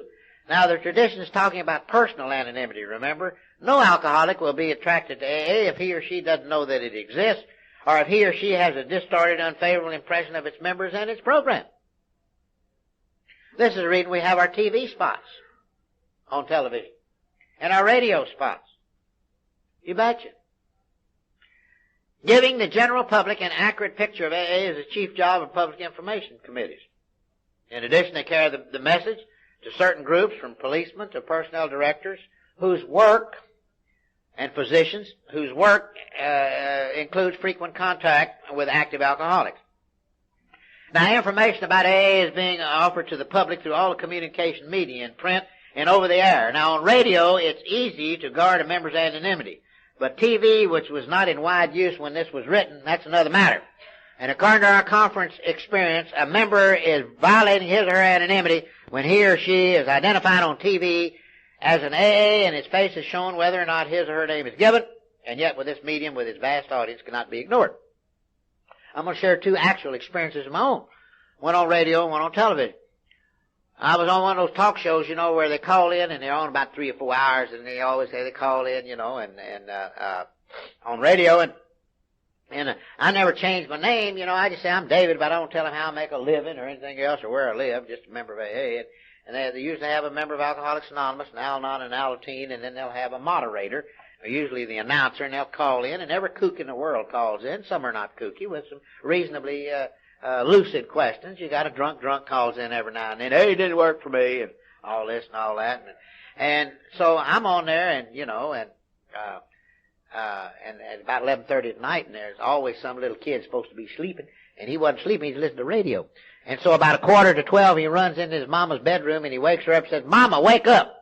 Our dentist is on the radio, and he's a drunk." And he recognized my voice. And about 3 weeks later, that little monster had an appointment with me. And his mother brought him in, and she looked at me, and she said, "Doctor," she said, "how long have you been a member of AA?" At that time, I was sober over 10 years. She says, "You know, my father passed away last year, and he was sober 19 years in Alcoholics Anonymous, you know." And but it's easy on radio to do it, as long as the full name isn't given, and, you know, where they can tell who you are. Now, and on television, not this last election, but the one before that, no, the 2 elections ago, when it was right after the Nixon debacle. And strike that from the name TV, that name. But anyway, it was one of those presidential elections. And because we don't get into those kind of things, really, and those go get taped out, you know, and just the word. And so, but you can put this part on, it don't make any difference. And anyway, and so because a lot of people have heard this, and so I got up that morning, nobody knew who was going to be the president. And so, and I go down to the barbershop every Wednesday morning, and I got to be down there at 8. I get up about 6 o'clock, and here's my bedroom television. So I turn the television on, there's a wall, and behind the wall is a bathroom, big, long mirror. And I'm in there, and I got the lather on my face, and I got my razor ready, and right as I'm getting ready to come down, I hear this voice on television says, when your husband was drinking, he must have been an incorrigible, ugly drunk. And this other voice said, you're being very kind when you even describe him in that manner. And I put the razor down, and I looked in the mirror, and I said, David, you have not had a drink of alcohol this morning since you got up, but you are hearing two voices. One is a strange voice, and one is very familiar. One voice sounds like your wife. So I stuck my head around there, and there, my wife's back of her head, with the shadow method, the head, back of the head, and this announcer on television, full face, and they're discussing me. So I run into her bathroom. Now, we've been married long enough and are old enough to have separate bedrooms, so it's okay. And I run in there to see if she's in her bed, and her bed is made up, nobody in there, and I run back, and there she is, out of the voice, and I'm building up a tremendous resentment. So I go down, and I park in the hotel parking lot, and as soon as I get in the parking lot, the manager says, hi, good morning, Doc. Saw and heard your wife on television this morning. And I go in the barber shop, the manicurist, the boot black, the guy, everybody dead. And I'm building up a tremendous resentment. I get out to my office to call my wife up. I said, Grace, I says, I watched you for a little while on television this morning, and see, their traditions are the same as ours, basically, as far as I know. And I said, you were just right. You had the back of your head. Nobody knew it. But see, she used another name. She didn't use Grace. She used another name. But I said, Grace, I have a tremendous resentment. She said, what's that? I said, of all the names you had to use, why'd you have to use the name of the woman that you accused me of getting locked up with the last time I got drunk? And she said, that's what's called live and let live, Buster.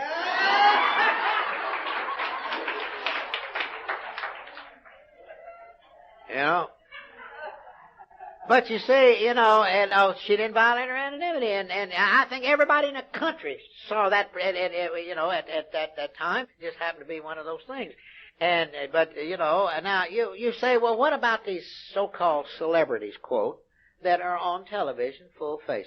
Now, if you really want to see one of the best, you won't be able to see it because it happened 2 years ago.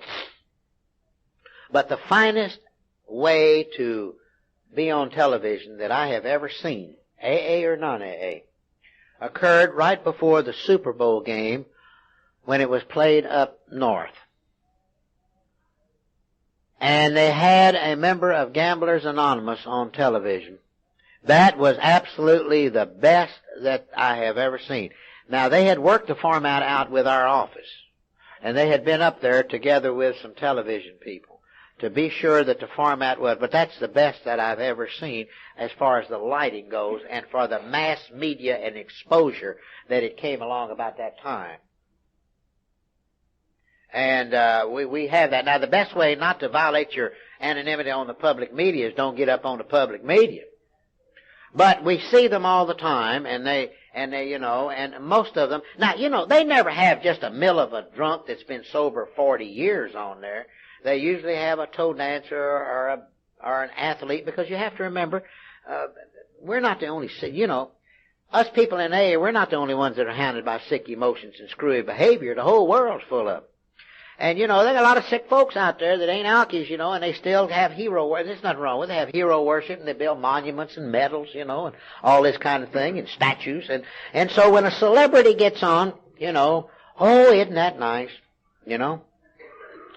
But let's talk about a couple of real celebrities in Alcoholics Anonymous. You'll never hear about them unless we talk about them. Out in West Texas, there's a drunk by the name of Horace F. And he's dead, but Horace was a son of a Methodist minister. And he was a bad alcoholic. And he was later chairman, they had superintendent of a large school system, but due to his alcoholism and his actions, he was fired and ended up down on Skid Row. And he was down in the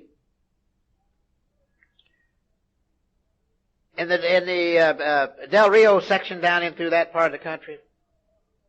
And back into that part of the world, back through there to where they have got nothing but 900,000 goats and 900 million sheep and cactus and rocks. And in the Big Bend country. And maybe about God knows very few people, and he runs across a Mexican sheep herder, and Horace could speak fluent Spanish.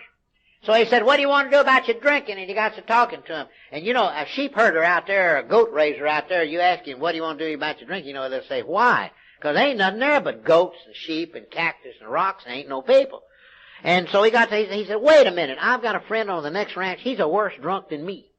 So Horace and him go over and they net the other one, and they get a group going. And Horace stays with him for about 3.5 weeks, and this before the big book was translated in Spanish, and he read the big book to him, and they took their 4-step with him, they took their 5th step with him, they did the steps with him, the men's steps they couldn't do, and he wrote little things in Spanish for them to keep, and off he went. Well, every day of the year, those two got together and had an AA meeting. And then here come another one, and they grabbed 4 or 5, and then one of them moved 60 miles away. 120 miles away, rather, to the east. So 5 days a week, those two would drive 60 miles toward the center. One to the 60 miles to the west, other to the east, they would meet. By this time, the big book was in Spanish, and the 12:12 was in Spanish. And other little literature they'd get from over in Puerto Rico or South or Central America, wherever they could find it. And they'd have a meeting, and they'd bring their lunch, and they'd have a 2-hour meeting, and they'd go back. Well, some years ago, one of them died, and he was 28 years sober in Alcoholics Anonymous without a hitch. And then 3 years later, the other one died, and he was sober 31 years in Alcoholics Anonymous without a hitch. Now let me tell you about those two men. When they were buried, they didn't have, in the little towns they were in, they didn't have a church auditorium big enough, a school gymnasium or a school auditorium big enough. They had to hold their services for both of them in the football field. So they could get all the people in there, and they come from miles around. And they had little kids that used to call them Grandpa. And others used to come, they used to call them Daddy. And God, those two men, they worked with drunks like you've never seen them, and they directed the family to Al-Anon and everything else. And the greatest compliment that any human being could ever receive from his fellow man, that the two ministers that administered the last rites said for both of them, it says these two men individually, they went about doing good. And they were absolutely a joy. Many, many, many families and many, many homes in that whole countryside and many groups got started as a result of those two fellows. Now, that's a real celebrity. They didn't get up on a public television and say, see how great I am, now sign me to a new movie contract. Or I've got a new record coming out. Or I've got to pay my Coke dealer. And I ain't talking about Coca-Cola either. Here are two people who fell in love with life living sober as a result of Alcoholics Anonymous. Language was no barrier. Education was no barrier. They were just common earth people. But they did the deal. And that's just the way it is. And AA is full of it. And so as a result of it, because we see that anonymity is a protected coat that covers our whole society. Yeah. Sure. Where would we be today if Henrietta Seiberling hadn't said to Bill Wilson, Bill Wilson, I want you to meet Dr. Robert Holbrook Smith. He needs you and you need him. And we're here today as a result of it. Tradition 12, anonymity is the spiritual foundation of all our traditions, ever reminding us to place principles of full personality. We have to remember that anonymity, not taking credit for our own or anybody else's recovery, is humility at work. If I'm going to take credit for getting anybody sober, I better take credit if they get drunk again. Anonymity, as we observe it in AA, as a root, is a very simple expression of humility. When we use the 12 steps to recover from alcoholism, we're each trying to achieve real humility, to put our self-respect on a solid base of truth rather than on fantasies about ourselves. When we use our 12 traditions to work together in AA, we're all trying to achieve real humility as individual members by recognizing our true place in AA as a fellowship, by recognizing AA's true place in the world. Tradition 1 just simply reminds each of us that we're not recovering on our own. and that we should control our personal desires and ambitions in order to guard the unity of our group and our fellowship. We ought not. Tradition 2, imagine or fancy ourselves as big shots in AA. No matter what service office any of us are allowed to serve. All of us are just alcoholics together in our groups. We're not entitled, Tradition 3, to rule on the qualifications of other alcoholics seeking the same help that we have had. One of the best ways to become all-inclusive in AA is just be in AA. Differences separate us. That means that I'm different, I gotta have a different program than you. You know? But it takes time, love them, hug them, you know? And it really works real good. Yeah. We get all exercised, you know, about things that we don't need. We get what we call mental hernias. And that usually causes, that's what you call a strain on an immature mind. And so we're not recovering on our own.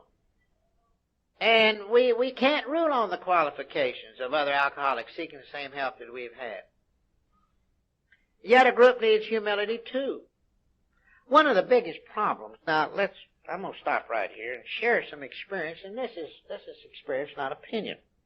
You see, members get very sensitive when they're criticized because they say something other than they're an alcoholic. And they don't believe that we really accept them. We do. The problem is they don't believe us. And so they got a cause. And by the same token, the one that says we believe, they got a cause too. And so when that happens, you got friction in between. And where do the principles go? Then the personalities get involved. You know? So it really doesn't make any difference for this alcoholic, you know. I mean, I love you. And whether you love me or not, I have no control over it. If it did, everybody in AA would love me. But they ain't supposed to. Because we've got to have those differences. Because there ain't no two people exactly alike in this world. If there were, one would be useless. And it's the individual freedom that I talked about. The beginning, and we talked about, is the most precious thing we've got. And we've got to not defend it. You don't have to defend anything. We don't have to defend anything now that we're sober in AA. We just live it. That's all. And allow to love and to grow and to love and to share and to care. And it's a wonderful experience. It certainly is. And as a result of it, because we don't have to worry about classifying alcoholics to seek the help we've had. Now, a group has to have humility too. It may make its name public, but in the spirit of anonymity. It should see that whatever group is merely a part of the bigger whole, Tradition 4, careful in every enterprise to consider the welfare of all the other groups that make up AA. In both group and individual activity, we should remember what the full name of our fellowship is. It's Alcoholics Anonymous. It does not represent any established religion, nor is it a new religion. We're not evangelists, gurus, or temperance leaders out to save humanity. We're just simply anonymous alcoholics trying to help other alcoholics, Tradition 5. In the rising battle against alcoholism, we ought not to let our pride in AA mislead us into linking our fellowship with other agencies in order to bid for a share of their power, prestige, and money. And if we keep Tradition 6 and 7 in mind, we will instead direct all our efforts towards AA's own unique purpose. When we go on a 12-step call or we sit and we work with alcoholics, we should not tell ourselves how noble we are for doing such valuable work without pay. The meaning of our 12-step work cannot be measured in money, Tradition 8.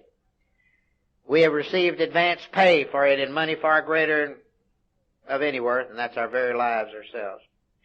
In the same tradition, it is suggested that service centers maintain AA humility by paying its employees decent wages, rather than considering AA so virtuous an outfit that employment there is a favor. And when we're given special responsibilities within AA, Tradition 9 defines these as opportunities to serve, not titles to flaunt in each other's faces. The humility of the fellowship itself is safeguarded by tradition. 10, with the refusal to set ourselves up as general authorities, swinging and throwing our collective weight around in the public's business. And we do not want to sell our program as a surefire remedy in the extravagant turn of promotional campaign. Tradition 11. Nor do we wish to dramatize it by identifying noted people in AA, thereby implying that for each of us, our sobriety has been an individual accomplishment. And Tradition 12 reminds us that we have something far stronger than our human responsibilities to fall back on. Our principles come first. They are not of our own invention. They reflect eternal spiritual values. And so with this tradition, both as individuals and as a fellowship, we humbly acknowledge our dependence on a power greater than ourselves. I want to thank you for your attention and for your attendance. And you've given far more to me than I could possibly give to you by just sitting there. Thank you very, very much.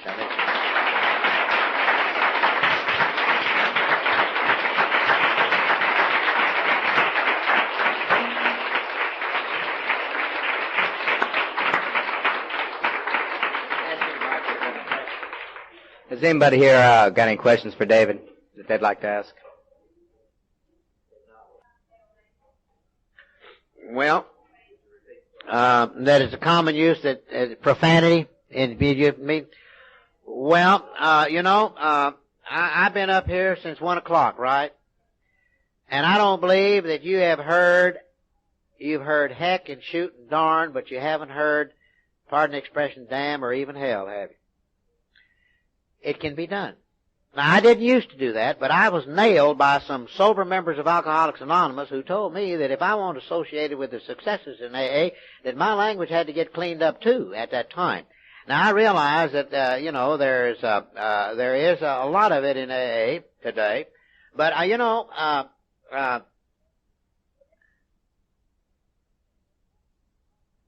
ego causes us to say a lot of things a lot of times to impress somebody, how tough we are. But basically, it also reveals how ignorant we are. And, a lot of times, the language, there is a lot of it in there, and sometimes it gets to be very offensive. And and you hear a lot of it, and a lot of it comes, they're not told, they don't know any different. And it comes as a result of, this is not critical, but this is my own experience. Sponsorship also has a lot to do with how people conduct themselves and how they talk.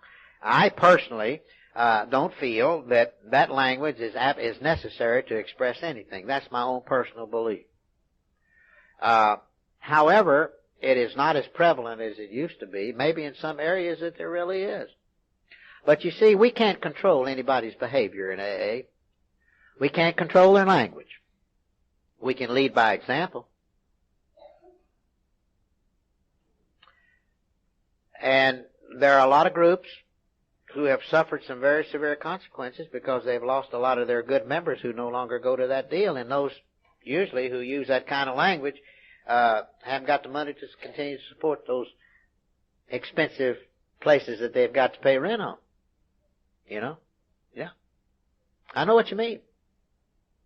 But there's nothing in there that has to come with growth and love and understand them and love them. And it's pretty tough when they start using those 4-letter words over and over and over and over again. It really is. And yet, it's an amazing thing. The thing and I've been to a lot of them that have been that way, and I just blot it out. But what concerns me as a member of Alcoholics Anonymous is when we invite ministers and police chief and lawyers and non-alcoholics in the community to come to an open meeting, and you get some monkey up that uses every 4-letter word in the deal, and they say, my God, they talk about God in 1 minute and fornication in the other. What is this? Where our open meetings, that's a showcase of Alcoholics Anonymous. I'm talking about using the words of fornication at the same time. And they say, well, that's a showcase of AA, to where it's open to the public to come and see. So the best solution I have found in my own personal life, my own experience, is I just love them, And I do with them with what's been done with me. I says, is it really necessary? And I said, what's it got to do with you staying sober? And 9 out of 10 times they say nothing, and I just walk away, and they usually get the message, Yeah. But love them. They don't know any difference. They got to grow. And a lot of times they don't realize they're doing it themselves until you say something to them. Some are going to get a little angry, but that's all right. And also, when they find out they're not asked to talk very much anymore, they get the message a heck of a lot quicker. Yeah. Any other questions? Yeah. Some groups, they put on there absolutely no cussing. That invites the first one up there to test it. No defense is the best defense. That's always been AA's deal.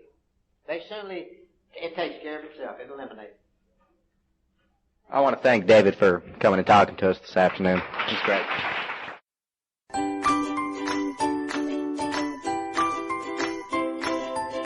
Thanks for listening. I hope you enjoyed the podcast. Sobercast is ad-free, and we'd like your help in order to keep it that way.